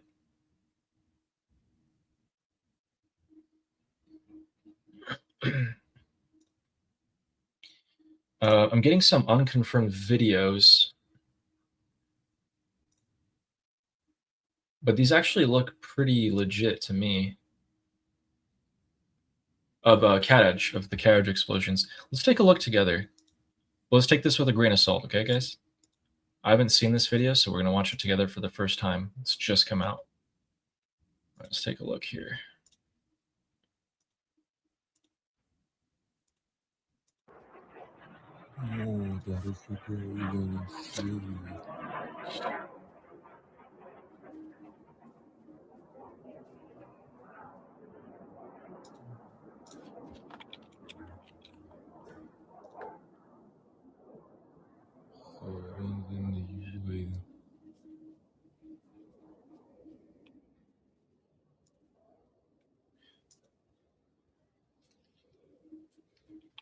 Okay, let's see if was that it, or is there anything else here? No, that's pretty much it. Okay, guys, more breaking news here. Activation of the air defenses that are south of Tehran. Previously, it was western Tehran. And Vahid Online is once again, he's being probably spam bombarded with messages at this point. He's reporting explosions in Peshwa, which is near Tehran, very close to Tehran, which makes sense that the southern air defenses are active. All right, so now that we got confirmation from that, I'm going to show you guys where that is. So once again, this is the capital city of Iran, found towards the north of the country here. And Peshwa seems to be an outlier city here, just southeast. What's significant about this is that, I'll zoom in again for you guys. Do you guys see this right here? This is called Parchin. Oh my God. Google Images finally updated. Guys, look at this. That's so cool. Oh my God. Okay. Parchin is one of the largest missile cities of the Islamic Republic. Guys, look at this. Look at these like scorch marks. Are these scorch marks? Or am I just freaking out? It kind of looks like smoke and scorch marks here. So maybe Google Images is updated, but I mean, I could be wrong here. I don't know. That'd be cool to see. More explosions in Karaj. And looks like people that have been woken up are taking more videos of fighter jets here. Let's take a listen. So it looks like they're hearing jets, presumably Islamic Republic jets here.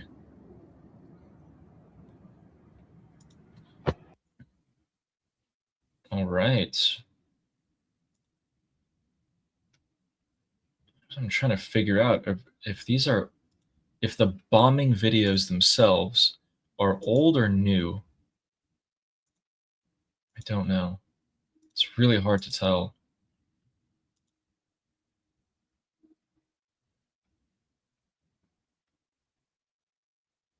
Okay, so things are kicking off, guys. Here we go. Didn't go to the gym. I think I would have just arrived when I would have had to turn around. It takes me 25 minutes to get to the gym. Let's see what you guys are thinking here. Ooh. Boom Boom update. Yeah, so Karaj has been hit officially. Peshwa has been hit, which is near one of the largest missile cities for the Islamic Republic.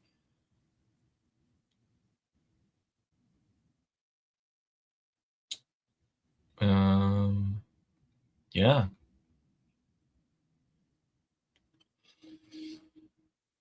What else can I check? Is there anything else that I can check off the top of my head? I'm trying to think here. You know what's strange? I'm not hearing explosions in Bahrain. I just heard them talk about how their sirens are turning on, but I didn't hear the actual explosions themselves.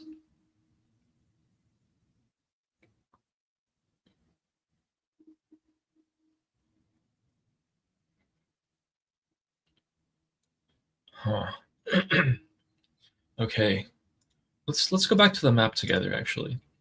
Start to put pins here.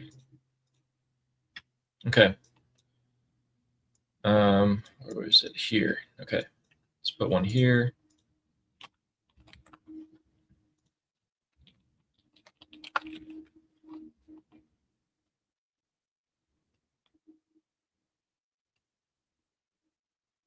Man, I don't know. It's so hard to believe what all these people are saying. You guys don't know how the amount of information that I'm bombarded with. It's like it's hard to verify what's true and whatnot, because when these things happen, you just get everything all at once, and it's kind of hard to like look back to sort out the noise from the trash. Look, it's the tallest mountain in Iran. Okay.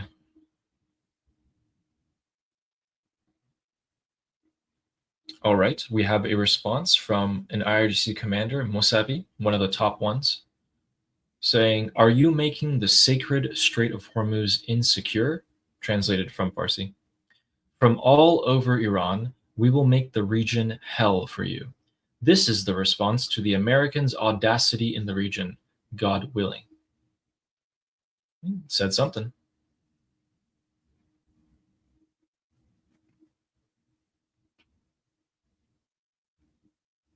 Okay, it looks like we're in the preliminary stages of either a greater strike, or this could be all it is, because I'm leaning towards both directions, right? I'm thinking Trump is striking close to the capital of Tehran, but not directly in it, just to tell them that we can, and to give them a sense of urgency. Or he is going to continue doing this night after night in an increasing manner to put more stress on them. But while we have a second here, I think someone in the chat asked me earlier if I knew who Shahzada is. Yes, I do. I hate him with all my heart. Pisses me off to no end. It's basically, I don't want to even show his face, but guys, there are Iranians who are pro-regime. There are Iranians who are anti-regime. There are also Iranians who are going to play themselves off as being in between, right, on neither side. Most of those people are pro-regime, okay? This guy comes in wearing like the most like Islamist clothes, okay? Ooh, more updates. And he just starts rage baiting people of Iranians and just completely downplaying what the Islamic Republic is doing. That gets on us Iranians' nerves more than everything else. Like if you were to come and you're with the regime and you're going to be like, you know, oh, wow, screw you pro-Iranian people, guys, right? We're just going to be like, oh, yeah, we expect that, right? Like, screw you too. Like, we hate you. We hate you. But the people who try to play it off like they're not, oh, man, you are such scum. Yes, this guy said it so well. He's the guy that cosplays like a desert dweller, and he tries to teach Farsi to people. And oh my God, like, here's the thing. If you guys just looked at a picture of him, I kind of want to at this point now, okay? So here, let me pull up a picture of him. You guys tell me how you feel when you just look at him. Literally just look at him. Tell me how you feel.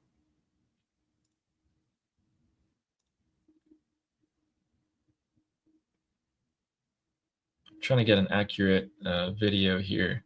Okay, good. Look at this.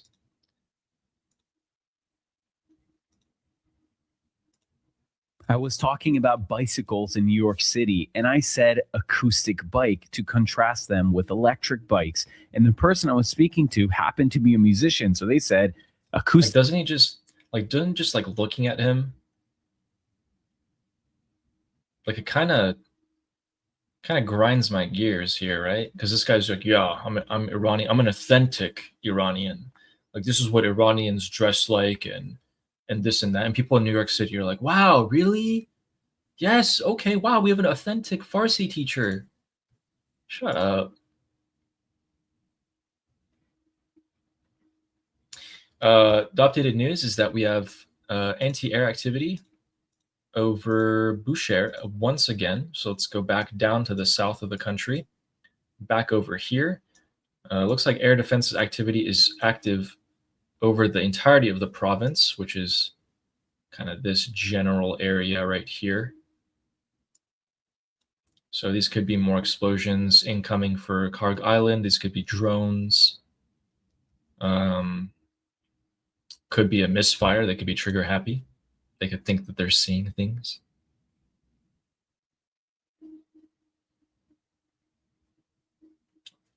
Oh, wait, what is this? Let's listen to this together. Second night in a row, the United States is bombing Iran, not in retaliation for them down in the Apache, but to pump up the pressure on negotiations. CENTCOM hitting all targets along the Strait of Hormuz, islands, and military installations on the coast, including air defense systems, radar, and drone. Yeah, we know all that. Is there anything new here? The Sea Drone. Iran's No, this is all old. Yeah, this is all old. All right, get out of here. Let's go back here. Oh my God, I'm taking my eyes off for 1 second, guys. I'm taking my eyes off for 1 second. And as I do that, more breaking news. So as always, I would like to cite my sources for you guys. Let's translate this for you before I show it. Here we are. Vahid Online is reporting sounds of an explosion in the city of Kangan. Let's go take a look at where that is together. Kangan. Oh, yep, it's Bushehr province. All right, perfect. We heard anti-air activity and then subsequently heard explosions. Looks like most people around Iran are, at this point, pretty much waking up to sounds of explosions everywhere. Is this near Asaluya? I think it's a little bit further south here. Yeah, there it is. So Asaluya was hit earlier tonight, the petrochemical plant here. Let's see if we can even find that. Should have a sort of substack coming out of it. Is it this? No, it's an oil refinery. Anyway, this place was hit. And then now we're seeing just up the coast, maybe a little 20-minute drive here, this port is being hit. Oh, look at all these boats. Wow. So here's the concept of a missile city, right? The concept of a missile city is perfectly demonstrated here. You have a port, and in the port you have 100 ships or 200 ships. Well, if this entrance to the port is closed, you just block this off, that's it. Doesn't matter if there's 500 or 100 ships in there.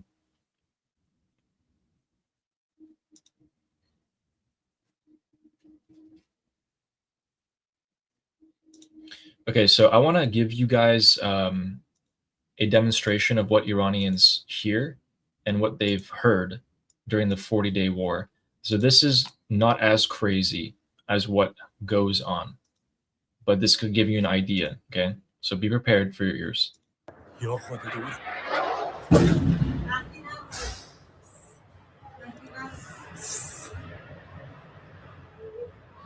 I think that's so funny. The husband is like, oh my God, and then boom, and then the wife is like continuing to talk like everything's normal, and the husband's like shh. It's so funny. But yeah, so every time they hear a jet fly by, whether it's the IRGC's jets or whatever, they think that it's an American jet. So yeah, just quick show there. Super chat from Fleshy Interloper saying, still waiting for the IRGC's response. Yeah, it's so strange. Bahrain had their sirens sound, but there was no sounds of explosions reported. So now that I'm thinking about it, you know what that means? It means Shahed drones, because those take longer to arrive.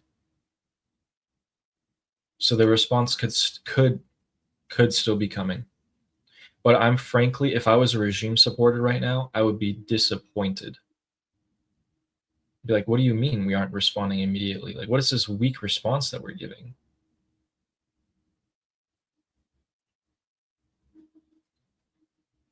All All right. I mean, the IRGC airspace commander, the head of their missile program, just came and said that we're going to make the region hell. So let's see what he means by that. So Karaj was hit, Abyek was hit, Qazvin was hit. So all of that area west of Tehran was hit. The south coast of Iran, all throughout the coast, has been hit.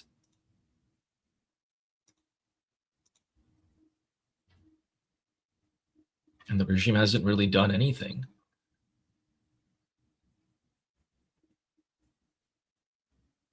Oh, new hit. Let's take a look. Let's go back to the map together. All right, where is this place? Let's type it in. Kamal Shah. Oh, that would be north of Iran. Oh, it's again Kaj. Okay, so they've been hitting this place multiple times. Now, I don't know how many of these reports are, you know, in the same time, but interesting. So here's what I'm thinking, right? Because this is a densely populated area. If people here are reporting explosions, what that means is in the hills and in the mountains around them are strikes, which you know what that means. That means missile cities.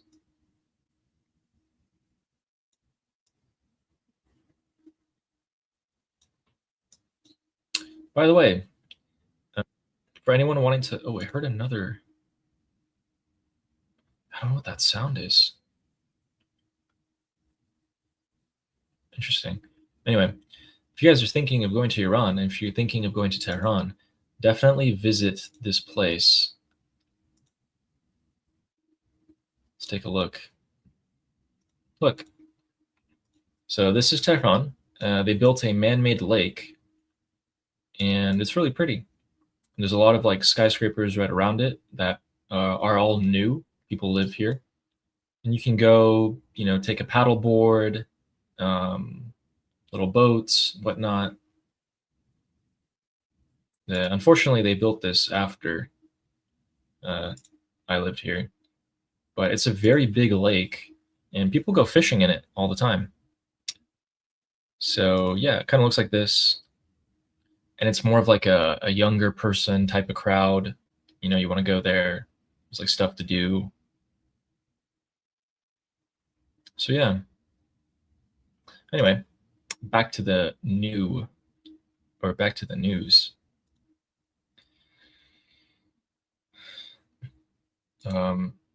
All right, Bob Jones, I forgive you.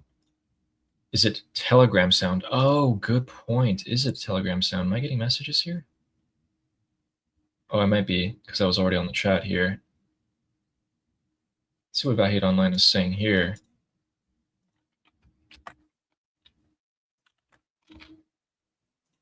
Please be something juicy.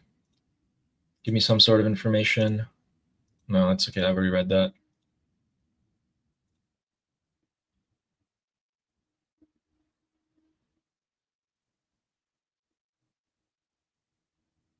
Okay. Anything new here? Oh, here it is, guys. Guys, I'm telling you, every time, for so long, ever since I like started gathering this like information, right before the IRGC are about to hit somewhere, as in right before the explosions land, the pro-regime people, or like the pro-regime Arabs across the Middle East, right before they explain or they tell you that the explosion happened, they say God is the greatest. So I literally have filtered, okay, to pick up the phrase God is the greatest, because I know right after you hear that, and just like now, it's like God is the greatest, very violent explosions in Bahrain now. So I guess they're targeting the American bases. Yeah, and I hear Shaw drones. Okay, let's make sure if that's verified here though. But Bahrain did officially have their sirens, and then we didn't hear explosions right after. So Shahed drones were probably on their way to strike them, and are landing right about around now.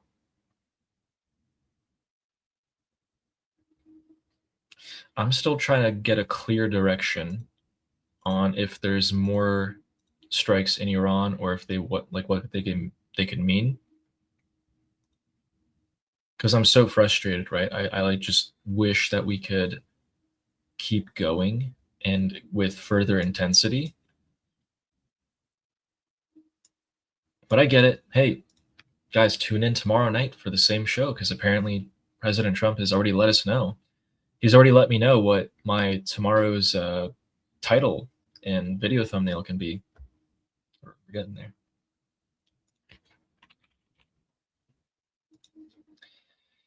How do you guys feel about tonight, by the way? You guys feel good? Or do you feel like it's do you feel like how I feel? It's just like not enough.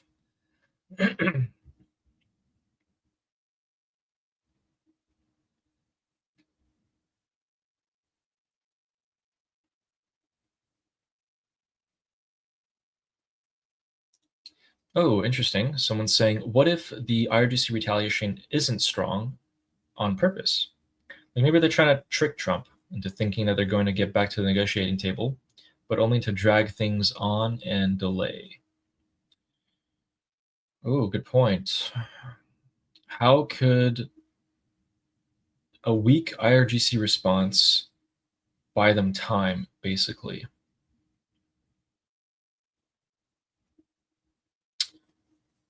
Maybe my brain isn't making the connection here, but I feel like I'm missing something. I would say it's not. But what would you guys say?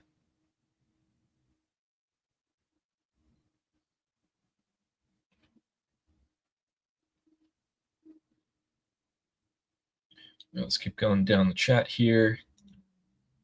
Cat Lady saying, great, feeling great. Okay.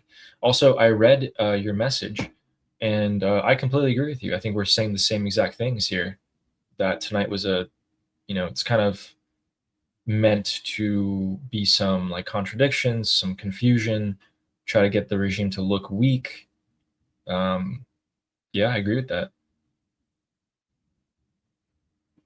David is saying, don't be surprised if the Marines take Karg Island. I would be surprised at the moment if they took Karg Island, because I don't want to see Marine casualties. And I think we will have Marine casualties if they do that at this point. And also, I mean, you don't really need to take Karg Island right now, as long as you don't let the ships come and go. Karg Island is important because of oil. Well, if oil is not really moving in and out of the Strait of Hormuz from the IRGC side, then hey, it's all right. Because if you take Karg Island, they're just going to bomb Karg Island. You're going to have a bunch of Marines end up dead.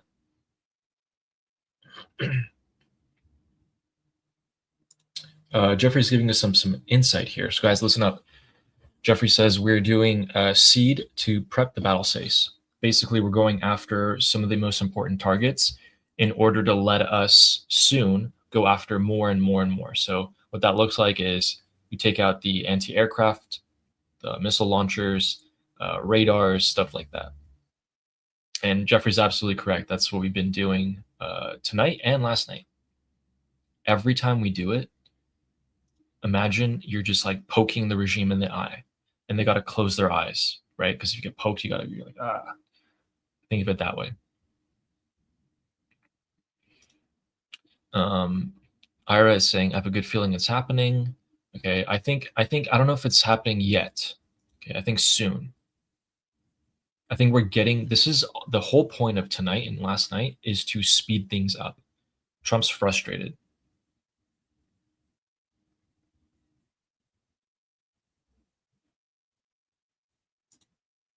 Michael's asking if the Basij live in barracks.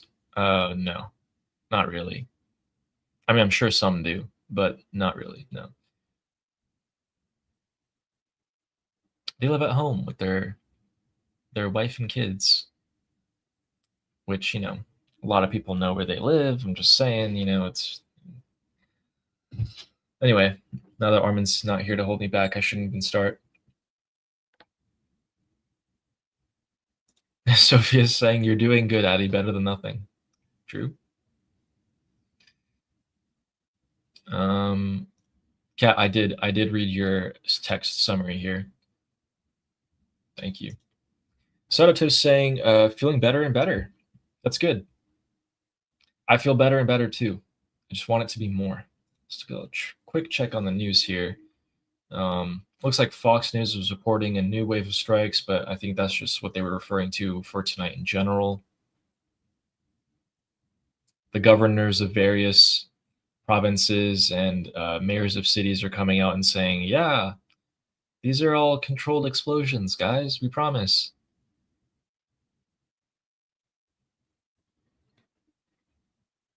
See, when idiots appoint idiots, right? It's kind of an echo chamber.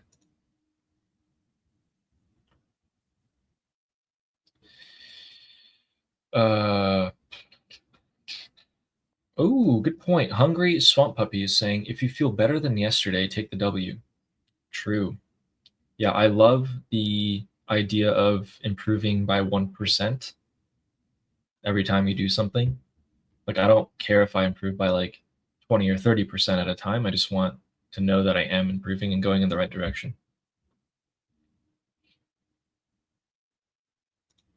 So Texas Troop is saying the ceasefire, quote unquote, gave the US aid to prepare more. Oh yeah, absolutely. I just don't see why the world superpower can't prepare more while also striking the regime.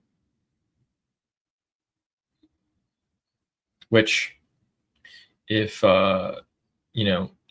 if you do, and you should listen to Jeffrey, he will tell you that a large reason of why we haven't been able to finish off the IRGC, Hezbollah, Houthis, whoever we want to, is because the Persian Gulf Arab countries don't let us use their bases or their airstrips or facilities. Not even them. Spain, Italy, all these different countries. And he was saying, sorry guys, I'm going down the chat. I'll catch up soon, I think. Jeffrey was saying that if we did that, it would be good if we put good air defense and offload the oil so that the IRGC cannot use mass economic terrorism. Yeah. About Karg Island, or about the Strait of Hormuz. Yeah, just closing in and getting rid of a lot of their stuff. Yeah. Yeah, Sophia's saying a good point. This helps, but silence doesn't. Yeah, people were scared when the bombs stopped falling in Iran. Jeffrey says, bingo. Okay. CENTCOM's new post. Let's take a look. What have they said today? I mean, right now.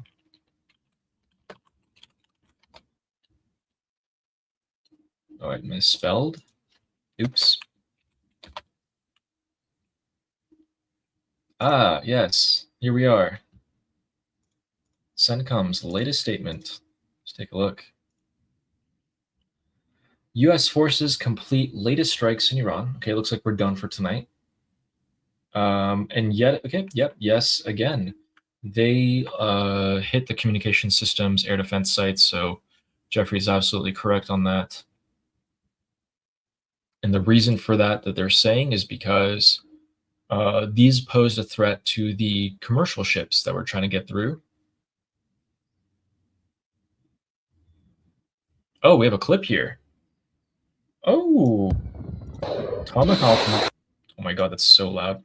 We have a Tomahawk missile launch. I'm going to put that about like 20% volume.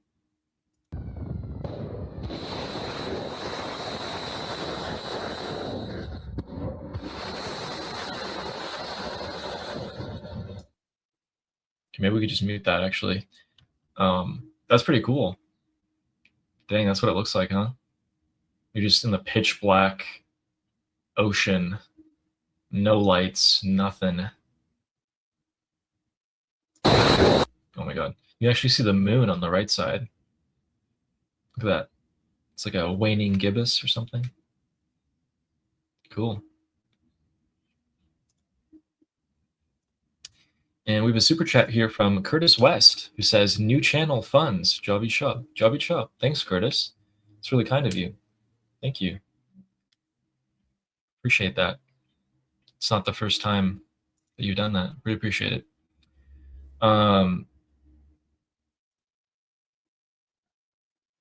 If Israel is going to be involved, well, they weren't really involved tonight. I mean, they're always involved in some way, right?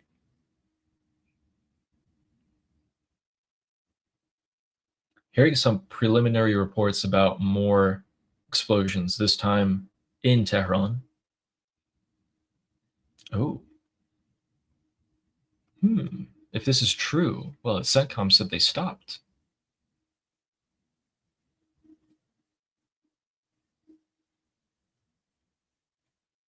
Interesting. Yeah, you guys are talking about how the man pads are still a threat. Definitely. Definitely. They do got to be close, though. They have to be close to the jets, kind of know where the jets are going to be operating around.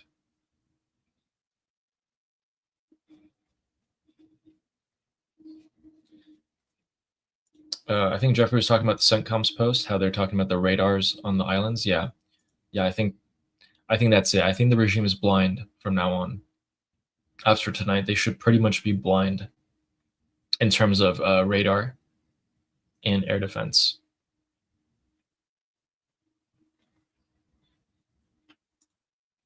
Air defense is a threat to commercial ships. It is if they were going to fire on commercial ships with other missiles or Shahed drones, and then the US would want to come in and defend those. Then the air defense is a threat.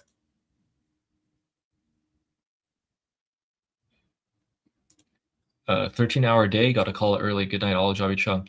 Yeah, thanks for showing up. 13-hour day, dang. 13-hour shift.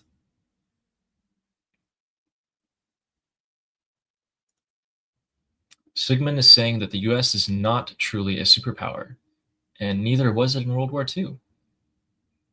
Well, who would be a superpower if it's not the United States?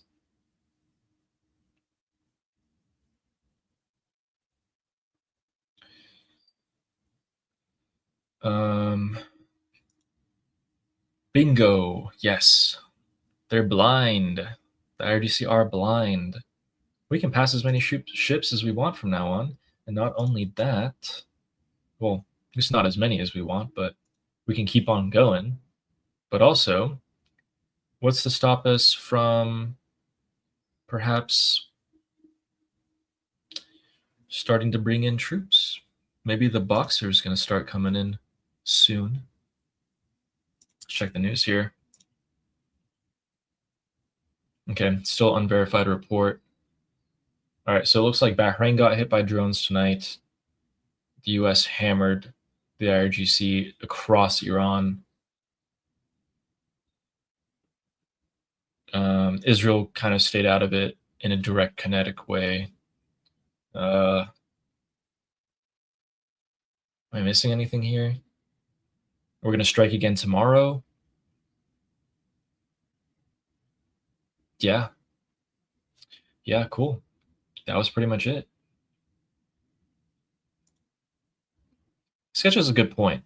The USA wasn't a superpower, it's a super duper power. True. The first one's with a nuclear weapon.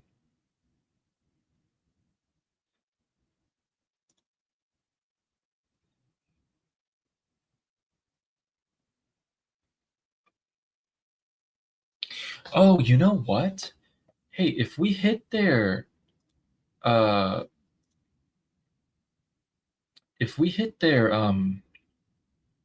missiles, or sorry, the air defense and the radars, do you know, oh my God, do you guys know how many things that opens up for us to do? That makes it much safer for special operations. Like, you can just dump SEAL Team 6 after SEAL Team 6 in there you can launch, your Marines to the coast easier, and they'll have less, the regime will have no time to prepare for that until, they're pretty much, the Marines are already there shooting at them. Then there's staging for like you can bring in your ships, the aircraft carriers, closer and closer. You can operate your refueling tankers closer to Iran. Okay, so yeah, pretty much we're choking them, getting closer and closer, as in it will take us less time to conduct operations, which means we can conduct more operations.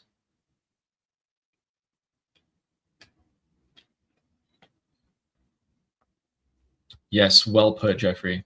Guys, Jeffrey's vocabulary is just amazing. So the sortie tempo, so every mission's, you can just do them faster and faster. The tempo goes up, which means we speed things along, which is why I'm saying that we're speeding things along and President Trump has had enough, which is why I'm also scared that he stops again, because we were going so good during the 40-day war. We were going so good, and he had to stop. And we actually have word from our co-host, Armin Nevabi. And he wants us to share something. Let's take a look. So Armin here has posted something just now on Twitter, on X, and he said, another brand new video direct from Iran. The campaign has escalated to telling people to arm us, to targeting regime mosques. The Iranian people want to be armed to fight back, and the videos keep on coming. So this latest footage was sent to me straight from Kish Island in the Persian Gulf. Operating under the cover of the night, the man has escalated the campaign in a massive way. If you look at the building, he targeted a state-controlled mosque and a known hub for regime propaganda. And he's holding up a handwritten manifesto. Okay, I'm getting excited. I want to look at it now. Let's take a look.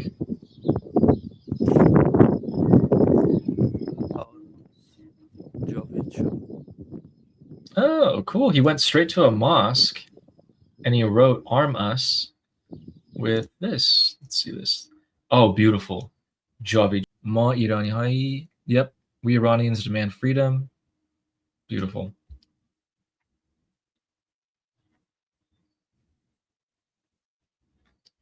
Cool. Because it's so great that Armin did this, and it's actually gaining traction. Like, people have seen it. Here's the thing, right? If people in the White House have seen this, if people in the Iranian opposition, right, us, have seen this to the highest level, that means that the regime has also seen this in some channels that they have, right? This must have been circulated.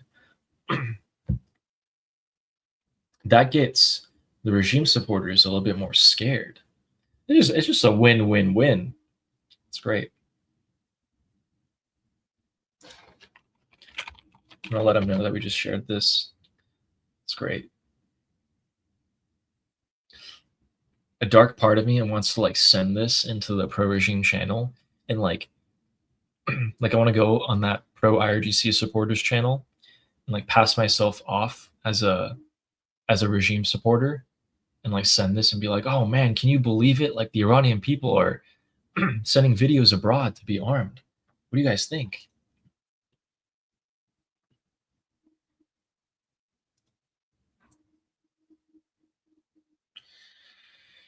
Okay, looks like the general populace is catching up to the news of the strikes.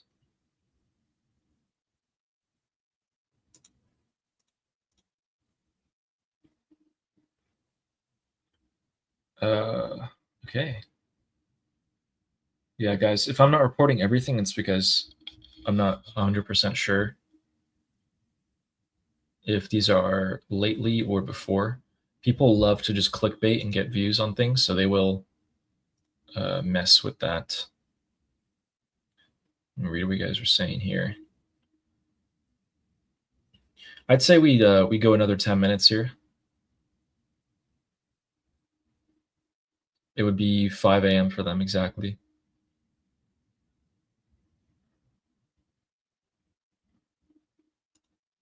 Soapbox is saying, have you seen their opinions on things like this? Yeah, I mean, most people want this. Most people in Iran want to be armed so they can fight against the regime. Yeah.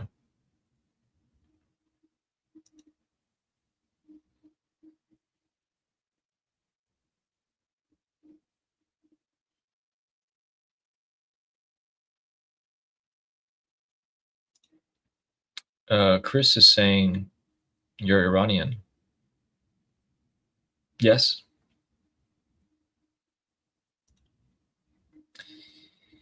And oh, good question. Okay, or good statement here. So Immoral Guard is saying, yet Pahlavi has not once mentioned arming the people. So he can't call for direct things like that, like violence and escalation. Okay. And also, keep in mind, if the people call for it, and if that's what the people want, and they start really pushing for it, which is what Armin's trying to trigger, then Pahlavi will come and say it. He will. Remember, his job is to be the representative of the Iranian people.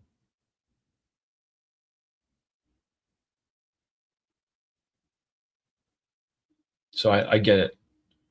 I get what you're saying, but that's very much on purpose. Just imagine this. How are you going to look in the international community's eyes if you're going to be coming out and being like, yes, we need to arm the Iranian people, we need to arm the populace, give them weapons, this and that. Everyone is going to be like, what is this guy? He wants to turn Iran to another Syria and another Iraq? Like, what's going on here?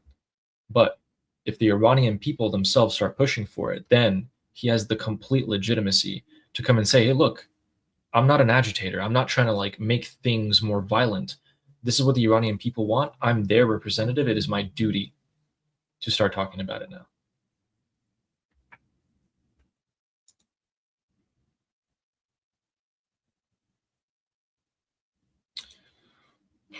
Okay, it looks like that's kind of it, I think. They went really close to the capital of Tehran. I mean, they hit Peshawar. That was really close. Let's take a look again. So this is the capital up here. Looks like right here. In both this city and this city had hits. Oh, I'm not even sharing it. Whoops. So here we are, right? North of Iran. We have the two blue pins here. That's Tehran, this capital. And real close, these two places were hit. If we zoom back out here, let's take a look. Those Tomahawk missiles were launched from like here, right? Well, they went through the entirety of Iran and landed pretty much near the capital. I'm just glad to see that the Tomahawk missile supply has been replenished. It's good to know.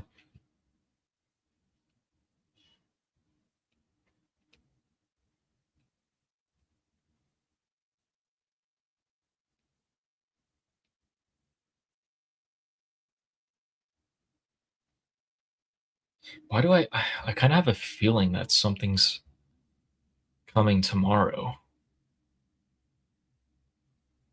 Wouldn't it make sense if the strikes tomorrow are way more intense than they were today? And today, by comparison, were really intense, right?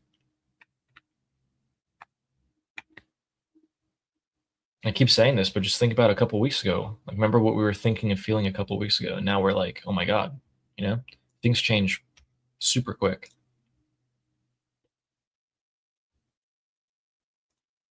Shan's saying, "Oh, dude, all of this has been shaping for what's coming." No, I've been saying that from like I've never changed my opinion that President Trump was never going to give up.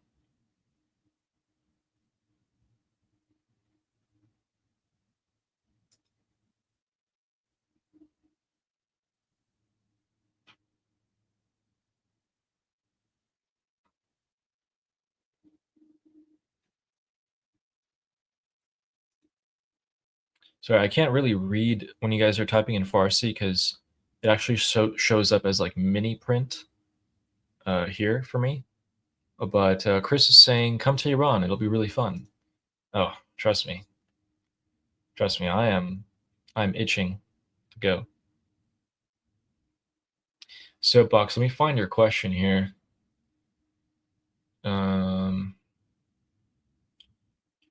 you end it? If you guys end your questions with a question mark, then it's easier for me to find it, actually.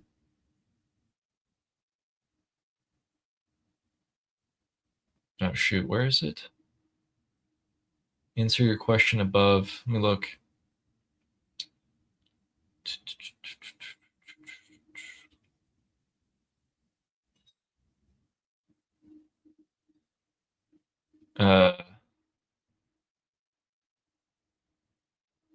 Soapbox, I can't find it. Are you trolling me?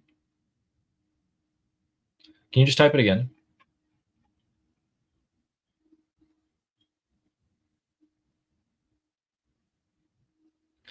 And also, I know that a lot of you guys might not agree with President Trump on everything or on most things. I don't agree with him on everything, okay? But I also understand that the US has its own objectives and their own way of doing things, and that everyone can make mistakes. Some mistakes are more costly than others, like the ceasefire. I wish we didn't stop bombing, personally, because I feel like we were very close. But at the same time, right? At the same time, if this is what it takes, if this is what it took, this is what it took.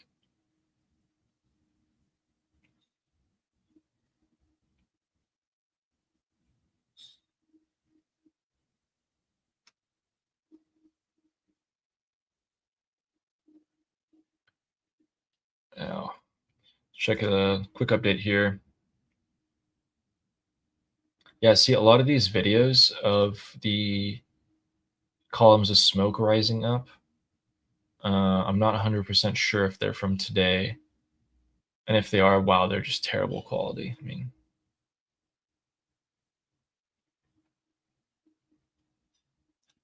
Stephanie's saying, Al, you should have Jeffrey Capel on the show. Oh, we will. Definitely. No doubt.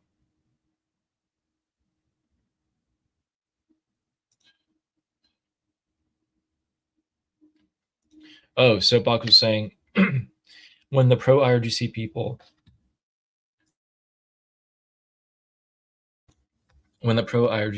say, see the Armas signs, what do they say in response? I actually haven't seen them share it. Yeah. They all know, though. I mean, they all know what's going to happen when the Iranian people unleash their epic fury.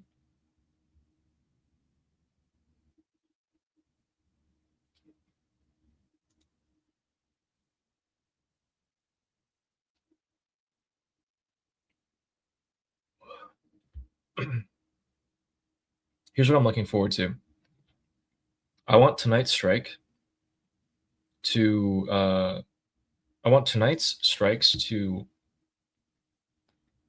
have a really weak response from the IRGC, and I want the regime supporters to get on their case about what are we doing, and then I want Trump's teams and Netanyahu's teams to be like, listen, this is the only way through. The only way is forward.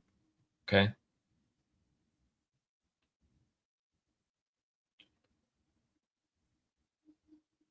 Yeah. Read. Okay, what am I reading? Did you say something? Nope. Oh, wait. Was that you? I need to call. Yeah. No, I read what you said. You don't always agree with Trump. That's what I was saying. Like many of you might not, and that's okay. I'm just saying, if this is what it takes, this is what it takes. I can't whisper in Trump's ear, you know? And no, Archie's not dead. There's no verified reports of anyone important within the regime of actually anyone dying. So Chris is asking, what do you think about Iran? Well, I hope from the fact that I'm doing this, you can kind of tell, but I love Iran.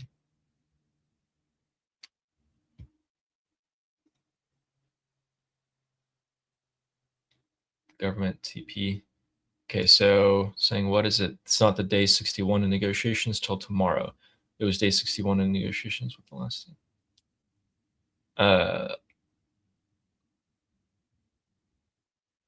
Oh, you're saying like the giving.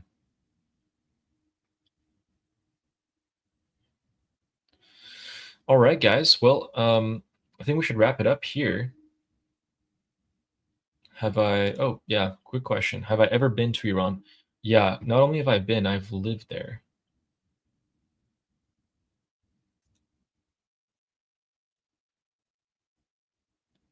Okay, perfect. Because I'm Iranian and I don't understand anything you're saying. خب ببین اگر میخوای با من تو فارسی حرف بزنی میتونی بری تو دیسکورد آرمین اگر میدونی کجاست و اگر نمیدونی برو روی کانال فارسی آرمین و اونجا لینک دیسکوردش هست و وارد بشی میتونیم حرف بزنیم. But yeah, anyway, I'm going to end the live here. Thank you guys for showing up. Today was pretty eventful, really exciting. And tomorrow, here's the best part. We end this live knowing that tomorrow is going to be the same thing, maybe even more. So I'm going to sleep good tonight. Okay. All right, guys. I wish you all have a good night and I will see you later. Oh yeah, I have to say the thing. Am Israel Chai, Slava Ukrainia, Cuba Libre. What was the next one? Cuba Libre. Long live America. Javid Shah. Payende Iran.